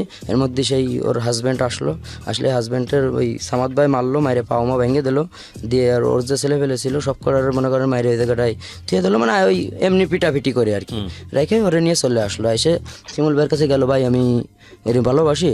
শিমুল ভাই আবার এই জিনিসটা ওরে বললো কি যে এটা করা তোমার ঠিক হয়নি, সে তো আর একজনের বউ, তুমি এমনি একটা অবিবাহিত, তুমি মেয়েরে নিয়ে আসতে, আমি তোমার বিয়ে দিয়ে দিতাম। এ কিন্তু ভাইয়ের সঙ্গে একটু মনোদ্বন্দ্ব হয়ে গেল। ওকে, তো পুরোটাই সিনেমা শুনতেছি, মনে হচ্ছে সিনেমা দেখতেছি চোখের সামনে। ইনফ্যাক্ট সামাদ ভাই তো মনে করেন যে ওর ডাইনাথ, সামাদ ভাই তো কম বেশি, সামাদ ভাইয়েরও তো সবাই কম বেশি চেনে। হ্যাঁ, এখন সামাদ ভাই বলতেছে ভাই আমি আপনারা ছেড়ে দিতে পারি, কিন্তু মনে করেন এরে আমি ছাড়তে পারবো না, এই ধরনের কথা বলে গেল। তখন কিন্তু শিমুল ভাই একটু মনে করেন ওর প্রতি একটু রাগ হলো, তা বললো কাছে তুই যা ভালো প্রতিষ্ঠা করি। এখন ও আমার কাছে কি যে চল দিন এর, আমি তখন রনি আমার বলতেছে না আমরা যাবো না, যে ও যা পারে করুক গে, ভাই যে জায়গা না বলিতেছে সে জায়গা তো আমরা যেতে পারি না, সে জায়গায় বাইরে অনুমতি থাকতো তালি যেতাম। ও কিটা, আমরা গাছের আগায় পানি ডাললে হবে না ভাই, আমাকে গুড়ায় থাকতে হবে, ঠিক আছে। আমি বললাম কি ভাই আপনি যান, পরবর্তীতে দিয়ে মানে একটা বুঝ দিয়ে ওরে ভাড়াই দিলাম, দিলি মিলন ওর সাথে, যে মিলন ওর সাথে সবসময় থাকে সে যাচ্ছে না, তাহলে আমরা কি জন্যই যাবো। আচ্ছা, মানে টানাত বা আমাদের এক হাত হচ্ছে মিলন, এক হাত হচ্ছে সামাদ। হ্যাঁ, সে সামাদ মিলন যাচ্ছে না, আমি তো আমার তো যাওয়ার কোনো প্রশ্নই আসে না। এখন সে মনে করেন যে ওইখানে গিয়ে একটা হসপিটালের পাশে একটা বাসা ভাড়া নিয়ে ওইখানে থাকলো। এখন ভাই ওরা ফোন দিয়েছে শিমুল ভাই, যে বলতেছে সামাদ তুমি একটু অফিসে আসো, তা বলতেছে ভাই আমার এখন আসার সময় নেই, আমি একটু ব্যস্ত আছি, আমি টোরে নিয়ে একটু বেড়াতে যাবো খুলনায়। তো বলতেছে তুই আমার কাছে আসার সময় নেই, যে আমার সবসময় বস করে মানে ডাকের আগে বস, সে সামাদ আমার কাছে আসার সময় নেই, ভালো কথা। এখন ওই জায়গাতে ও থাকতে পারলো না, বাসাওয়ালারে শিমুল ভাই বলে দিল ওকে যেন বাসায় রাখা হয় না, বাসাতে নেমে দিয়েছে। দেওয়ার পর হলের পাশে একটা দৈনিক পূর্বাঞ্চল যে পেপারটা দিনিসতলায় হয়, দোতলায় একটা বাসা ছিল, ওই দোতলায় বাসায় ও থাকতো। তো ওইখানে একটা লোক রে ও চাকরি দিবে বলে, ওর বউ খারাপ লোক ছিল, বেশি ভালো লোক ছিল না, ইয়াবা ট্যাবলেট খাতো, নেশা করতো ওর বউ। তো ওর ওই লোকটা টাকা সেও একটা মেয়ে ছিল, যে মেয়েটা হচ্ছে কলঘাট ছিল, তো সে তারা বিদেশ পাঠানোর নাম করে মনে করেন অনেক টাকা আনেছে ওর কাছ থেকে। তো ওর তো ফাটাবে না, ওর কাছে তো টাকা আনেছে, টাকা নেওয়ার পরে ওরে তাহলে কী করতে হবে, ও যখন প্রতিদিন এসে ঝামেলা করতো, ও শিমুল ভাইয়ের এসে বললো ওই মহিলা যে ভাই আপনার লোক আমার কাছ থেকে এত টাকা এনেছে, তার কাছে ওর কথা আমার সামনে বলবা না, তুমি দিছাও, তুমি তো আমার বলে দাওনি, তুমি তোমার মতো করে নাও। ওকে এখন সেই দোতলায় উঠেছে, উঠলি ওরা মনে করেন যে খণ্ড খণ্ড করে মানে প্রায় 5-6 খণ্ড করে ফেলিল। এই সামাদ্রে না তাহলে ওই সেই মহিলাটাকে সামাদের বউ, এই বউ এই মহিলাকে খণ্ড করে ফেলছে, হ্যাঁ, মহিলাকে খণ্ড খণ্ড করে ফেলছিল, ফেলে যে ট্যাঙ্কি মহিলা টাকা পেত। একে ফেলে ওই ট্যাঙ্কির মধ্যে রেখে দিছে, বাথরুমের ট্যাঙ্কির মধ্যে, মানে ওই এটা বস্তার মধ্যে করে ট্যাঙ্কির মধ্যে রেখে দিছে। আপনারা পরবর্তীতে জেনেছেন এই হ্যাঁ, বিষয়গুলো? সবাই জেনে গেছে, তার জন্য জেলেও ছিল, জেলেতে কিছুদিন আগে বেরোলো। এই সামাদ এখানে আপলোড করা হয়েছে। এবং সবিনয়ে বলতে চাই, যারা আমাদের অনুষ্ঠানগুলো আমাদের চ্যানেল থেকে নিয়ে এবং একই সাথে রেডিও থেকে নিয়ে কিংবা আরেকটি ওয়েবসাইট আছে, আমি সেটার নাম উচ্চারণ করছি না, সেখান থেকে কপি করে যারা ইউটিউবে আপলোড করেছিলেন বা করছেন, তাদের চ্যানেলগুলো প্রত্যেকটি চ্যানেল হুমকির মুখে। আমি সবাইকে রিকোয়েস্ট করছি, এসব কাজ করবেন না। অরিজিনাল কন্টেন্ট নিয়ে আপনারা কাজ করুন। ইউটিউব থেকে পয়সা রোজগার করতে হলে ইউটিউব কিছু পলিসি বেঁধে দিয়েছে, সেটা মেনটেন করুন। যারা অনেক দিন ধরে এইসব কাজ করছেন, বিভিন্ন রেডিও থেকে অনুষ্ঠান নিয়ে এইসব কাজগুলো করছেন, তাদের জন্য অশনি সংকেত। কারণ ইতোমধ্যেই বেশ কয়েকটি ইউটিউব চ্যানেল বন্ধ করে দেওয়া হয়েছে, এরকম ইউটিউব চ্যানেল যারা এই রাতের বেলার এই প্রোগ্রামগুলো কপি করেন, বিশেষ করে ঢাকা FM এর প্রোগ্রাম, এবং অনেকগুলো পাইপলাইনে আছে যেগুলো বন্ধ করে দেওয়া হচ্ছে। সুতরাং আপনি যদি এই কাজটি করে থাকেন, যেটা আমাদের চোখে এখন পর্যন্ত পড়েনি, এবং কিংবা আপনি কোনো কপিরাইট ইস্যুতে পড়েননি, আপনাকে বলবো অতি দ্রুত আজকে রাতের মধ্যেই আপনি কন্টেন্টগুলো নামিয়ে ফেলুন। এটা আপনার চ্যানেলটি যদি আপনি টিকে রাখতে চান, সেজন্য বললাম। আর বাকিটুকু আপনার ইচ্ছা। ওকে, যেখানটায় আমি ছিলাম, ফয়সাল। সামাদ তো মনে করেন যে অল্প কিছুদিন এই 2-2.5 বছর পর বেরোলো। আর সামাদের অবস্থা এমনি খুব ভালো অবস্থা, ওর ফ্যামিলির অবস্থা খুব ভালো, শুধু ওই মনে করেন যে খারাপ ছিল। আচ্ছা, তো কাটাকাটি পরের ঘটনা? হ্যাঁ, কারাগারি পরের ঘটনা হচ্ছে আমরা ওইখান থেকে চলে আসলাম, আসার পরে আমাদের কাছে ওই টাকা শুধু টানতে থাকলাম। এর মধ্যে আমাদের ক্যাশ হয়ে গেল হচ্ছে 13 লক্ষ টাকা আমাদের ক্যাশ হয়ে গেল। মানে সব ধান্দাবাজি করে? জি, আমার আর রনির 13 লক্ষ টাকা ক্যাশ হয়ে গেল। এর মধ্যে কিন্তু নেশা চলতেই আছে, সব অল টাইম 24 ঘন্টা, সেটুকু সময় ঘুমিয়ে না থাকতাম, বাকি টাইম আমরা নেশার পরে থাকতাম। ওই সময় একটা মানে খুলনা থেকে একটা লোক আসে, সেই লোকটাকে ওই ভাইয়ের ওই যে মোড়ে যে বাড়িটা, ফ্ল্যাট বাড়িটা যেটা ভাই এমনি থাকতো সেটা না, যে বাড়িতে লোক থাকতো, ওই লোকটার সঙ্গে ওই লোকটা আসে, তো প্রায় আসে, ভাইয়ের সঙ্গে অনেক ভালো সম্পর্ক। তো ভাইয়ের বউয়ের সাথে কিন্তু ওর কিন্তু ভাই তো বউয়ের সঙ্গে বেশি একটা সময় দিতে পারতো না, তো একটা মেয়ে মানুষ তো চাই সবসময় সময়। তো ওই ছেলেটা কিন্তু ওই লোকটা, ছেলে না মানে অনেক বড় লোক, তো সেই লোকটা কিন্তু ভাইয়ের মানে বউয়ের সাথে কিন্তু একটা ভালো সম্পর্ক করে ফেলেছে, যে ওর সঙ্গে কিন্তু চলে যাবে নিয়ে, এরকম একটা সম্পর্ক রয়েছে। ভাই কিন্তু এটা জানতে পারেছে, ঠিক আছে। ভাইয়ের ছেলে তো সেই শিয়ানা, ছোটো লিখে প্রচুর শিয়ানা। ও বলে দিয়েছে যাবো এই না এই, আম্মুর সাথে এসে সবসময় কথা বলে, গায়ে হাত দেয়, ঠিক আছে, তাও আম্মু কিছু বলে না, এ ধরনের কথা কিন্তু বলেছে। বললি ওই লোকটারে এবার আমাকে বলতেছে যে ওই লোকটারে মনে করে যে মারতে হবে। আপনাকে বলেছে? আমাদের দুজনকে।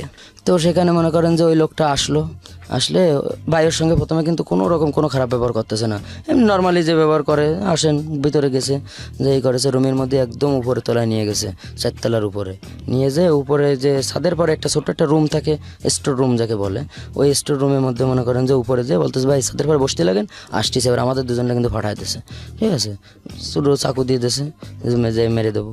এখন ওই লোকটারে যাইয়ে পিছন দিয়ে ও মনে করেন এভাবে বসে ওই বানাচ্ছে, একটা কাঠ ছিল, গাঁজা বানাচ্ছে, ঠিক পিছনতে যাই মনে করেন যে আমি ছুরি ঢুকোই দেবো, ওর সামনে আবার ছিল ওই কাজ ছিল, সেটা কিন্তু আমরা ফলো করি না, ও কিন্তু কাজ দিয়ে দেখে ফেলেছে। জি, ও কিন্তু এরকম পিছন করেছে। ঘুরলে ওই সময়টা মনে করেন যে ওর ওই বাড়ি দিয়ে ওই যে মানে ছাদের সাইডে যে থাকে না, এসে যে রেলিং যারে বলে, ওই রেলিংয়ের সাথে কিন্তু ওরে বাড়ি দিছি, দিলি ওই জায়গায় অজ্ঞান হয়ে গেছে। যাওয়ার পরে ওরে মনে করেন ওই জায়গাতে মনে করেন নিয়ে চলে আসি, এসে স্টোর রুমের মধ্যে নিয়ে যায় ওই জায়গাটায় মনে করেন ওর চাকু দিয়ে মনে করেন যে মরে যায় সে, ওইখানে মার্ডার করে না, মার্ডার করা হয়। তো এই কেসটা নিয়ে মনে করেন সেই লোকটা খুলনায় একটা ভালো প্রভাবশালী লোক ছিল, এই কেসটা নিয়ে একটু সমস্যা হয়ে গেছিলো, যার কারণে শিমুল ভাই বলতেছে তোরা এখান থেকে চলে যা। তো কোথায় যাবো? তো বলতেছে বেনাফুল আমার লোক আছে। আমি বলছি বেনাফুল তো একবার আইসে, ওই জায়গায় আজ যাবো না, আমরা বেনাফুলে কিন্তু ছিলাম ভাই ছোটোবেলায়। তো বলতেছে ওই জায়গায় আমার লোক রয়েছে, তোকে কোনো রকম কোনো সমস্যা হবে না। আমি বলছি ভাই আমাকে প্রত্যেক দিন মনে করেন খরচ দেবে কি রাহে, ঠিক আছে। তো বলতে সমস্ত টাকা আমি বলছি তাহলে আমাকে অ্যাকাউন্টে আগে টাকা পাঠান, ঠিক আছে। এবার আমাকে দুজনের অ্যাকাউন্টে 10 লাখ টাকা দিয়ে দিল। 10 লাখ আমাদের 13 আর হচ্ছে 23 লক্ষ টাকা আমাদের মানে জমা হয়ে গেল আমাদের অ্যাকাউন্টে। আমরা কিন্তু ওই জায়গায় চলে আসলাম, এসে বেনাপুলি সেই লোকের কাছে থাকলাম। থাকার পরে ওই লোক ওই শীত থেকে ওই লোক আমাকে বলতেছে যে মানে আমারও রুমের মধ্যে বলতেছে ভাইয়া জেল কিন্তু কাটতে পারবো না, এই জায়গায় থাকাকালেই বাংলাদেশে থাকলেই মনে করো দেখো যদি কোনো সমস্যা হয়ে যায়, ঠিক আছে, আমরা তাহলে ইন্ডিয়ায় চলে যাই। রনির সাথে আলোচনা করতেছি। রনি বলতেছে আমরা ইন্ডিয়া যাই, কী করবো, আমাদের কাছে নেই পাসপোর্ট, যদি আমরা আনপাসপোর্টে ধরা খাই তাহলে। আমি বললাম যাই হবে না তুই চল দিন। এবার ওই লোকের সাথে আমরা আলোচনা করতেছি যে ভাই আমাকে কি ইন্ডিয়া ভাড়া করে দেয়? তো কথা ভাইয়ের সাথে না তো কথা বলে আমি তো আপনাদের পাঠাতে পারবো না, ভাই যে তো আপনাকে দেশে আপনার আমাকে আমানত। তো আমি বললাম কি যে ভাই আপনার পায়ে ধরি, আমাকে মনে করেন এনে থাকলে জেল কাটতে হবে, ঠিক আছে, আপনারা পার করে দেন, বাকি ওই পাশের দায়িত্ব আমাকে, ঠিক আছে। আমি বললাম কি যে ভাই টাকা উঠো, ঠিক আছে, ওই জায়গাতে মনে করেন আমরা 50,000 টাকা উঠে নিয়ে আসলাম, ঠিক আছে, ওই ইসিরতেই উঠে আমরা ইন্ডিয়ান টাকা করলাম, করে সেই ওই ওরে দিলাম আসছে, দুইজনে আসছে 5,000 টাকা দিলাম, আমাকে দুজনে মাথা পেয়েছো।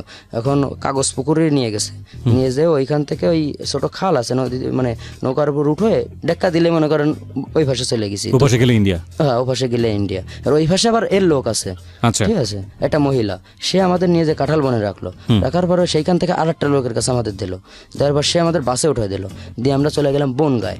বনগাঁ বাস স্ট্যান্ডে গেলাম, বাস স্ট্যান্ডেতে যে ওইখান থেকে গেলাম আছে বনগাঁ স্টেশন, রেল স্টেশন। ওখানে দেখি আমাদের এখানে তো স্টেশনে এমনি পুলিশ থাকে না, কিন্তু ওইখানে জিআরপি পুলিশ থাকে, যারা মনে করেন যে এই বাংলাদেশি লোক দেখলেই বুঝতে পারে। তো আমরা আবার চিন্তা ভাবনা করে করলাম কি, বা এই ড্রেস সব চেঞ্জ করে ফেলতে হবে, ইন্ডিয়ান ড্রেস করতে হবে, তাহলে আমাদের চিনতে পারবে না। ড্রেসের মধ্যে একটু পার্থক্য আছে এবং কথার মধ্যে আমাদের কথা একটা টান আছে, ওদের কথা কোনো টান নেই, ঠিক আছে। এখনো ওইখানে ড্রেস কিনলাম, কেনার পর এমনি লোক যদি সাধারণত আমার কাছে কোনো কথা বলে তখন আমরা বুবা ও হ্যাঁ মানে বুবা, কিছু জানি না আমরা। এভাবে কিন্তু আমরা ওইখান থেকে কলকাতায় চলে গেলাম, যাওয়ার পর কলকাতায় রাত থাকলাম। ওইখানে আমাদের কিন্তু পাসপোর্ট ভিসা নাই বলে কিন্তু আমরা কোনো হোটেলে যেও থাকতে পারতেছি না। তো আমরা ওই স্টেশনে, ইন্ডিয়া স্টেশনগুলোয় কিন্তু থাকার জন্য খুব ভালো ভালো জায়গা আছে, আচ্ছা, আমরা সেখানেই থাকতাম। তো ওইখানে বারাসাতের আসলাম কলকাতা থেকে, সেখান থেকে আবার বারাসাতে এসে ওই বার আছে, ওইখানে বারের মধ্যে গেলাম যে চল একটু বারে যাই, মদ খাতে হবে ইন্ডিয়ায়। বারে যেয়ে মদ খাচ্ছি, ঠিক ওই মুহূর্তে রাজা দত্ত বলে বারাসাতে ডন একজন আছে, তার সাথে সে মনে করেন সে দানব, সঞ্জয় দত্তর মতো উঁচু লম্বা, সে বডি ফিগার সাদা, আমরা তার এইটুক বগলের তলে, তাহলে সে কত উঁচু লম্বা। সে তার সাথে মনে করেন আরও 5,000 ছেলে আসতেছে, ওপেনের মেশিন নিয়ে আসতে লাগলে ওই আমি বোতলটা নিছি, ও রাতে আবার একটা কাছের বোতল ছিল, এরকম উঠতে গেছি, ওনার কিন্তু হাতে ধাক্কা লেগে গেছে, লাগলে কিন্তু ওটা পড়ে গেছে, গেলেই কিন্তু উনি বলে কোন রে, তা আমি তো হিন্দিতে বুঝতেছি না, মানে ওইটুকু বুঝতেছি, কিন্তু আমি তার সাথে হিন্দিতে কথা বলবো এটা তো বুঝলেন। তা আমি বলতেছি বাংলাদেশি, ঠিক আছে, ও তো বাঙালি এসেলা, ঠিক আছে, তাহলে তোর সাথে বাংলায় কথা বলি। উনি সবভাবে ইংলিশই বাংলা সব কিছু টকিং করতে পারে, অনেক শিক্ষিত। তা উনি আমার বলতেছে যে এখানে কোথায় আইসির, তোকে পাসপোর্ট কই? আমি বললাম ভাই পাসপোর্টটা নেই, ঠিক আছে। তা বলতেছে কি চল আমার সাথে, এই জায়গায় কাজ করবি? আমি বললাম হ্যাঁ করবো। তা বলতেছে কি যে তাহলে এদের এনে দে খাওয়া, এবার মনে করে আমাকে খাওয়ালো দুজন, আমরা তো খাচ্ছি, সে বিল মিল সব ও দিয়ে দিল, আমাদের কোনো বিল দেওয়া লাগলো না।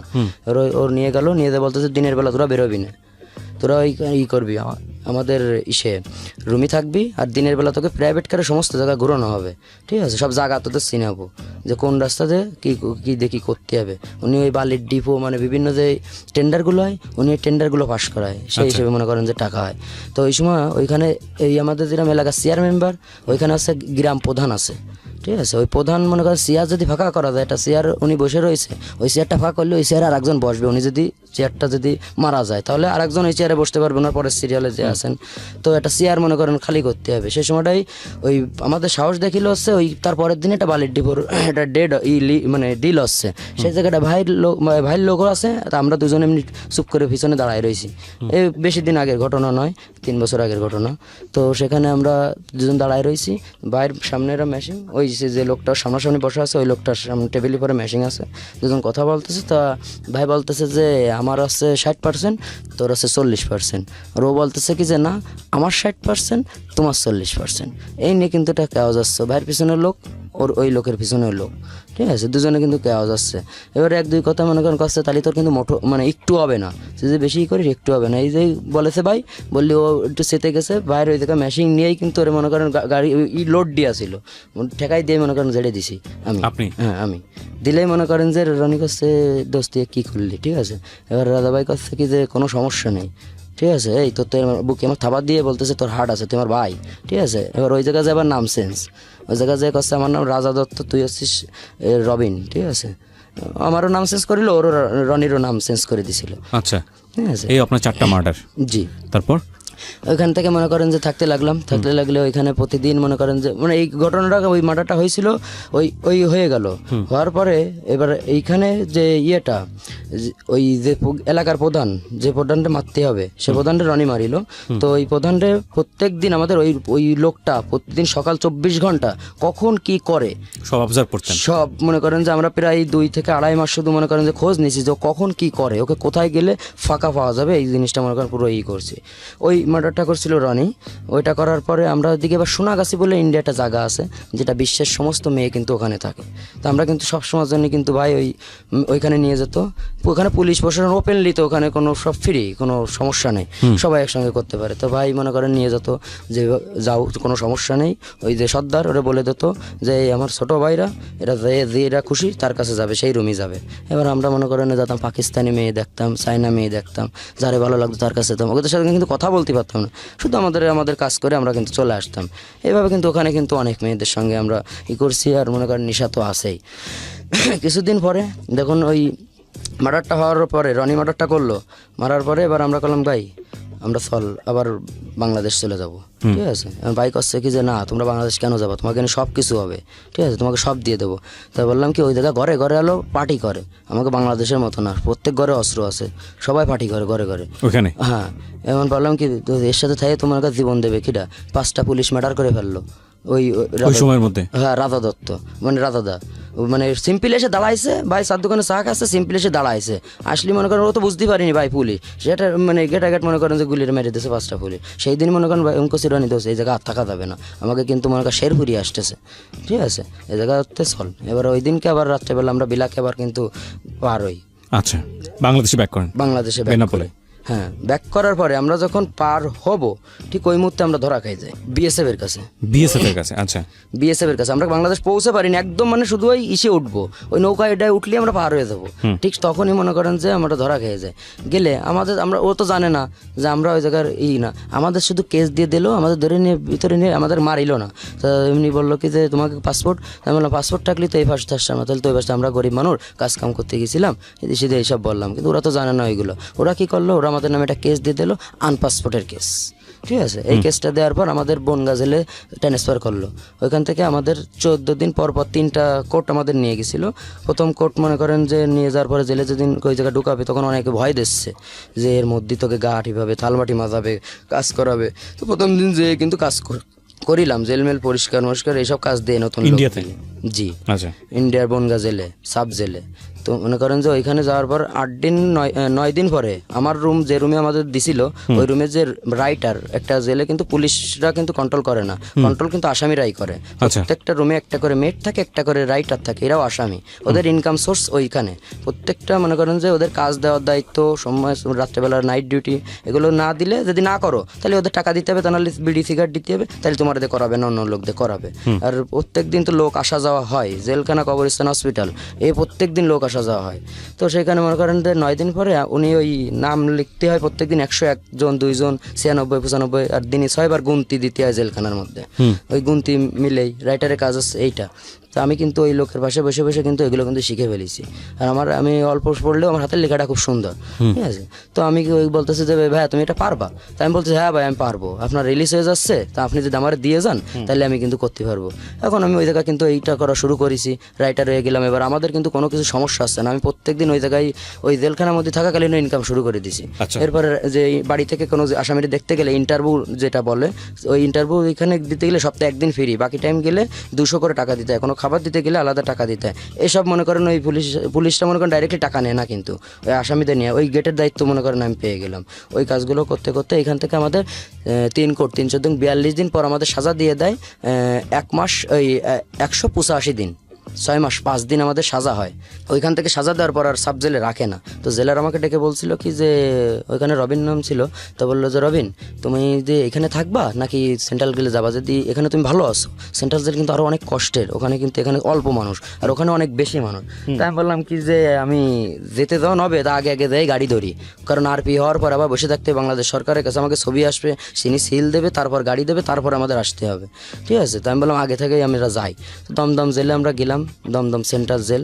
সেইখানে যখন গেলাম, যার সঙ্গে সঙ্গে ওই ওর যার কেউ নেই তার তো আল্লাহ, সে যে কোনো দিক দিয়ে আমাকে মনে করেন সবসময় যে কোনো একটা ওসিলা দিয়েই দিছে। যে গেছি আমদানি রুম, প্রথম যখন জেলের মধ্যে ঢোকায় প্রথম আমদানি রুমেই রাখে। তা আমদানি রুম কি, সেখানে গুলজার ভাই, তিনি 236টা মার্ডারের আসামি ছিলেন। গুলজার ভাজি কি বাংলাদেশি? না, তিনি ইন্ডিয়ান লোক। 236টা মানে মার্ডারের আসামি ছিলেন, মানে পুরো বিল্ডিং ধরে উড়াই দিয়েছিলেন, মানে হিন্দুকে মেরে ফেলিলেন। তো তিনি আচ্ছা। মুসলমান, তো তিনি মানে অনেক এটা ছিলেন, তো হিন্দুকে মেরে ফেলে দিয়েছিলেন ফ্ল্যাট সহ। তো সেই কেসে ওনার লাইফ সাজা হয়ে গেছিলো। আর আমাদের এখানে লাইফ সাজা তো 14 বছর, আর ওখানে লাইফ সাজা হচ্ছে যতদিন তিনি বেঁচে থাকবেন ততদিন জেলখানে থাকবেন। বছরে 5 দিন, এই মুসলমান হলে 5 দিন, হিন্দু হলে 15 দিন, তাদের জন্য বাইরে ছাড় আছে, বাড়ি যেতে পারবে বছরে। তো সে হলো মানে গুলজার ভাই। ওইখানে আমরা লাইনে যখন বসলাম, তো আমার কাছে একটা মেমোরি কার্ড পাইছিল আর 2টা সিম পাইছিল। তো বলতেছে যে তুমি এত চেকিংয়ের পরে তুমি 2টা মানে কীভাবে নিয়ে আসলে? তা আমি বললাম যে যেভাবে নিয়ে আসি আমি নিয়ে আসছি, ঠিক আছে। তা বলতেছে কি যে তুমি এদিকে আসো, এখন নিয়ে গেছে। বলতেছে তুমি আমদানি রুমে থাকবা? তাই বলছে আমার কাজ কি? বলছে লোক চেকিং করা। মানে যে ব্যক্তি এইসব আনতে পারে, তুমি যে এই আনতে পারিছো, তাহলে তুমি জানো যে কোথায় কোথায় রাখলি মনে করো যে মানে বের করা যাবে। এখন ওই আমি বললাম কি যে আমার ওই দোষরে না নিয়ে তো আমি কোনো জায়গায় মনে করেন থাকবো না। ওরা যদি আমাকে নিতে হলে ওকেও নিতে হবে। ওকেও নিতে হবে, ঠিক আছে। তো বললো যে 2জন তাহলে তোমরা রান্না বাড়া করবা? তাই আমি বললাম হ্যাঁ আমরা রান্না বাড়া পারি, আমাদের তো এখানে তো আমাদেরকে এই বিষয় তো আছে, রান্না বাড়া করতে পারি। তা ওরা কিন্তু জেলখানার খাবার খাতো না। আমদানি রুমে যে কজন থাকতো, ওরা থাকতো হচ্ছে 14-15 জন লোক থাকতো। তা ওরা কিন্তু ওই ভিআইপি রুম, এটা যাকে বলে, ওখানে শুধু আমদানি রুমে আসামি আসে, পরের দিনকের বিভিন্ন ওয়ার্ডে দিয়ে দেয়, ওই যে কেস টেবিলে নিয়ে খানার মতো আর কি। জি। আর ওইখানে থাকে আছে যারা ভিআইপি, তারা মানে বড় বড় শিক্ষিত লোক, তারা ওই অফিসিয়াল কাজবাজও করে জেলখানার, ওরা আলাদা মানে অন্য কাজ করে, কিন্তু লকআপের টাইমে আবার লকআপে আসতে হবে। তো সেই ক্ষেত্রে আমরা ওনার ওইখানে থাকতে লাগলাম। হিটারে রান্না করে, ওনার অনেক সবসময় ভালো খাবার দাবার খাওয়াতো। মানে জেলখানার খাবার আমাদের খেতে হতো না, এমন একটা অবস্থা। ঠিক তার মানে কিছুদিন পরেই আমাদের সাজা শেষ হয়ে গেল। সাজা শেষ হয়ে গেলে যে 185 দিন হয়ে গেল, এবার আমরা হয়ে গেলাম আরপি, মানে আমাদের সাজা শেষ। এবার আমাদের বাড়ির জন্য আমাদের আসতেই হবে, কিন্তু বাড়ির জন্য আসতে গেলে আরও কিছুদিন লাগবে।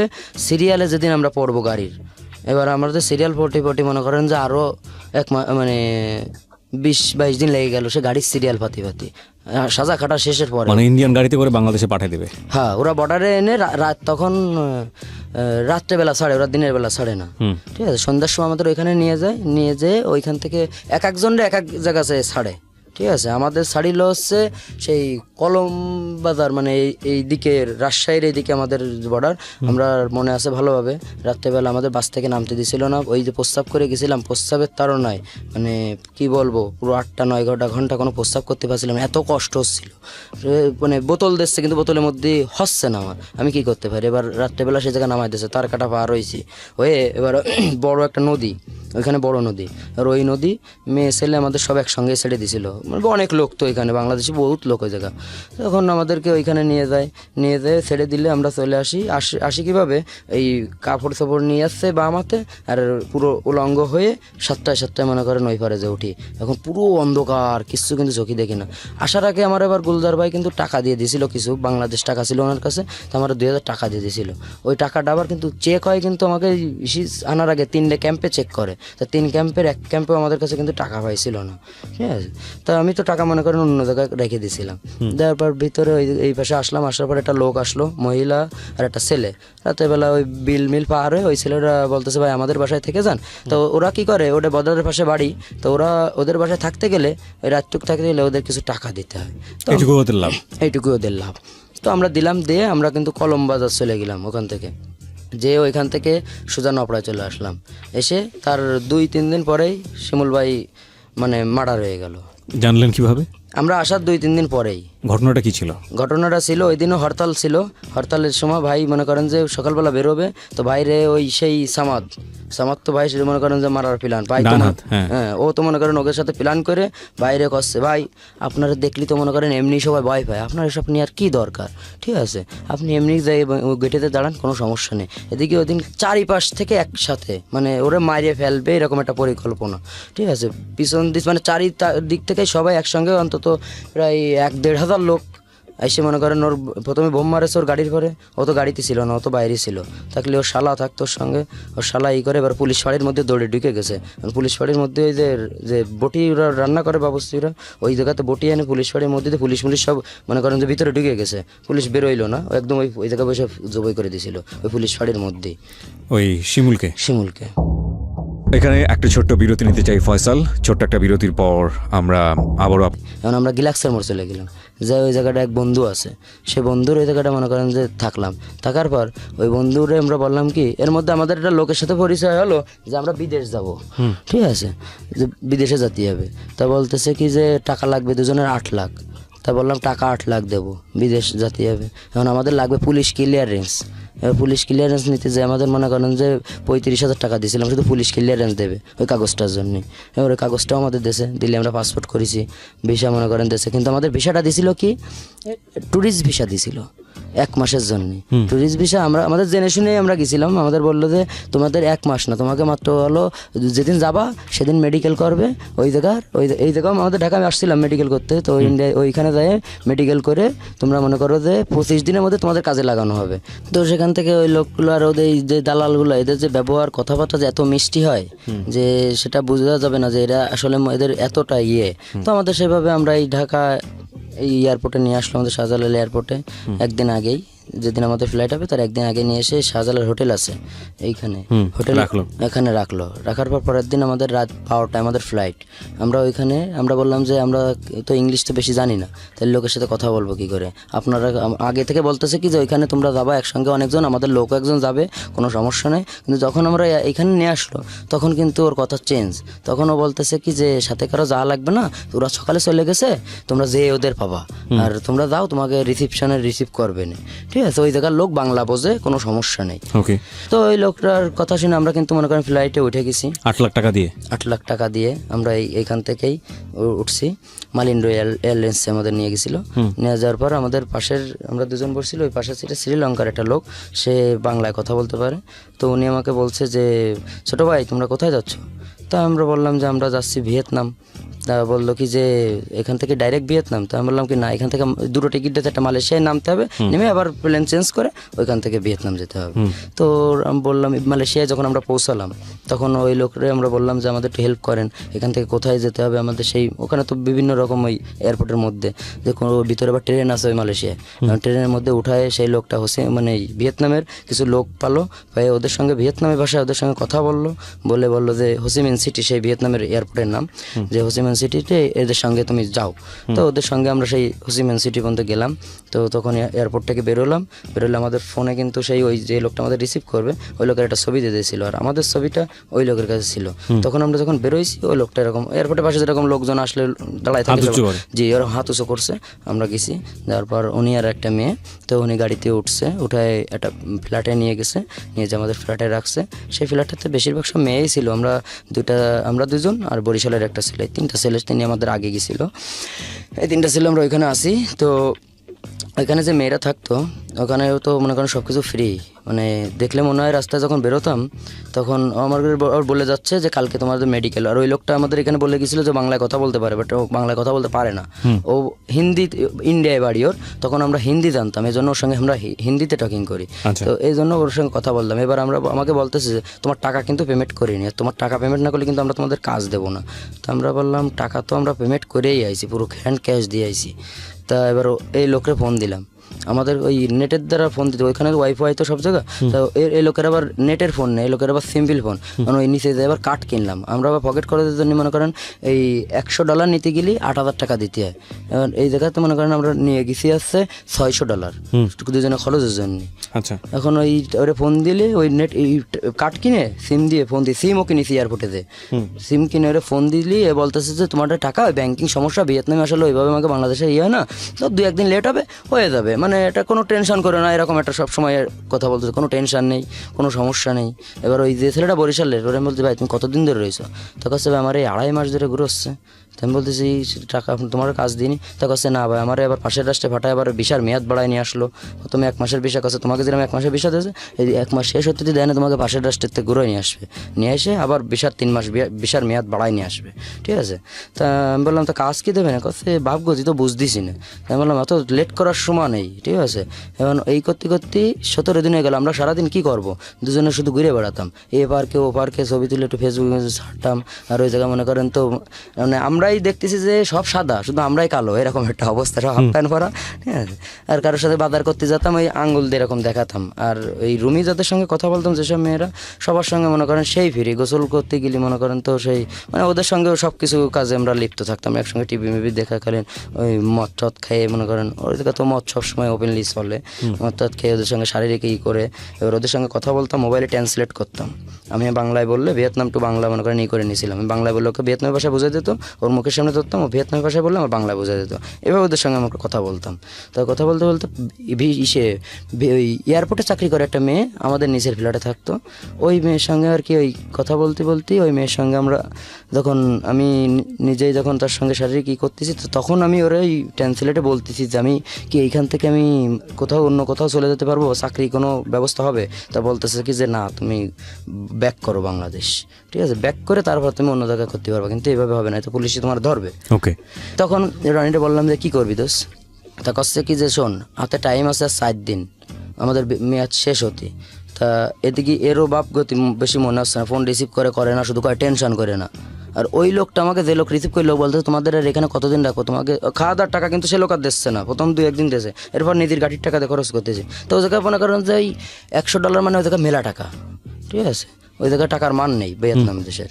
তা ওই বাজারঘাট করে খাই আর মনে করেন সবসময় মদ টদ খাই ঘুরে ফিরে থাকি, পার্কে যাই ই করি। এবার ওই জায়গায় এক লোক পেলাম, সেই ছেলে, তার সঙ্গে ঘুরে ফিরে এবার বললাম কি দোস্ত টাইম তো শেষ, তাহলে চল আমরা চলে যাই, ঠিক আছে। এই লোকরা বললাম কি আমরা কি চলে আসবো, এই লোক বললো আসো। এবার আমরা মনে করেন ওইখান থেকে এয়ারপোর্টে গেলাম, এবার কিছু ওই ভিয়েতনামি টাকা থেকে গেল, ওই টাকা ভাঙ্গাইছে, ও টাকা তো অন্য জায়গায় চলবে না, এখন ওই যে পকেটে রয়েছে, তো ওর টাকা চলবে না, তো কি আরবো, বললাম খাইয়ে দে শেষ করি, ডলারটা নিয়ে যায়, ডলার তো ভাঙানো যাচ্ছে সব জায়গায়, কিন্তু ওকে দেশের টাকা তো ভাঙাতে পারবো না।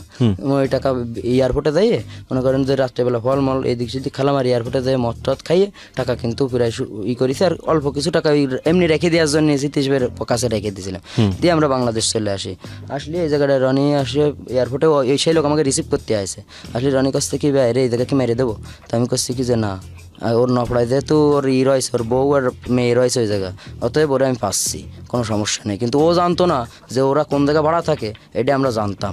ওকে, ঠিক আছে, আমরা কিন্তু ডাইরেক্টলি আইসেই কিন্তু সেই বাড়ি চলে গেছি যে বাসায় ও ভাড়া থাকতো, যাই দেখি বাড়ি কিন্তু কেউ নেই। এবার শুনতেছি কোন জায়গায় গেছে, সে বাড়ির লোকরে, তো বলতেছে ও তো বাপের বাড়ি গেছে, ঠিক আছে, ভালো কথা। বাপের বাড়িতে সেদিন ছিল হচ্ছে শুক্রবার, উনি এবার শনিবার দিন মেয়ের মাদ্রাসা সকালবেলা চলে আসে, আসলে এবার মেয়ের মাদ্রাসায় নিয়ে যাচ্ছে, মেয়ের মাদ্রাসায় দিয়ে আসে, দিয়ে আসে এবার মেয়ে যখন ওই মাতে মেয়েরে দিয়ে চলে আসে, মেয়ে যখন একা আসতেছে, তখন ওরে মেয়েটারে আমরা বলতেছি কি যে আপু ওঠো, তোমার আব্বুর নাম হাসান না, তা বলতেছে কি যে হয়। তাই আমি বলতেছি কি আরে তোমার তো বাড়ি মানে আমার বাড়ি এই দিকেই, তো চলো সমস্যা নেই, ছোটো মানুষ তো, ও কিন্তু আমাদের সঙ্গে কিন্তু গেছে, গেলে ওরা মনে করেন যে খুব ভালো ব্যবহার করে, ওরেও কিন্তু একটা রেখে কিডন্যাপ, যাই হোক, ওরে মনে করেন যে কোনো খারাপ কোনো ইয়ে করিনি, ওর খুব ভালো ছোটো মানুষ।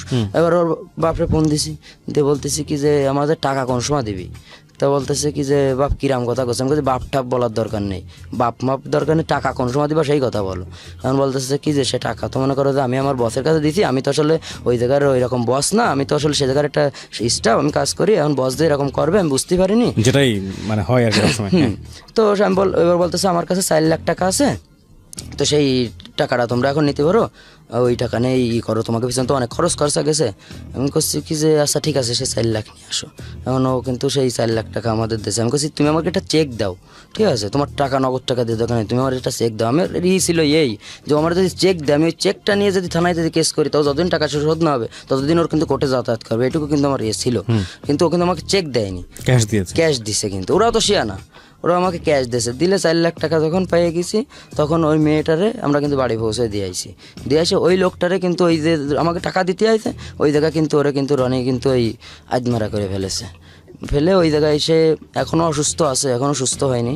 সেভাবে ওইখান থেকে এবারে বললাম ভাই যা গেছে গেছে, তুই কাজ পারিস, মনে কর যে আমরা এখন এটা ভালোভাবে জীবনযাপন শুরু করতে হবে। এর মধ্যে আমাদের নেশা কিন্তু মনে করেন চলতেই আছে। নেশা তো মনে করেন যে যেমন এখন আমরা মাঝে মধ্যে করি, ফ্রিজে আমাদের মদ রেখে দিই, ওই মাঝে মধ্যে সপ্তাহে একদিন শুক্রবারে বা বৃহস্পতিবারে রাত্রেবেলা খাই, শুক্রবারে ঘুমাই থাকি, এরকমভাবে নেশা হয়। তাছাড়া মনে করেন যে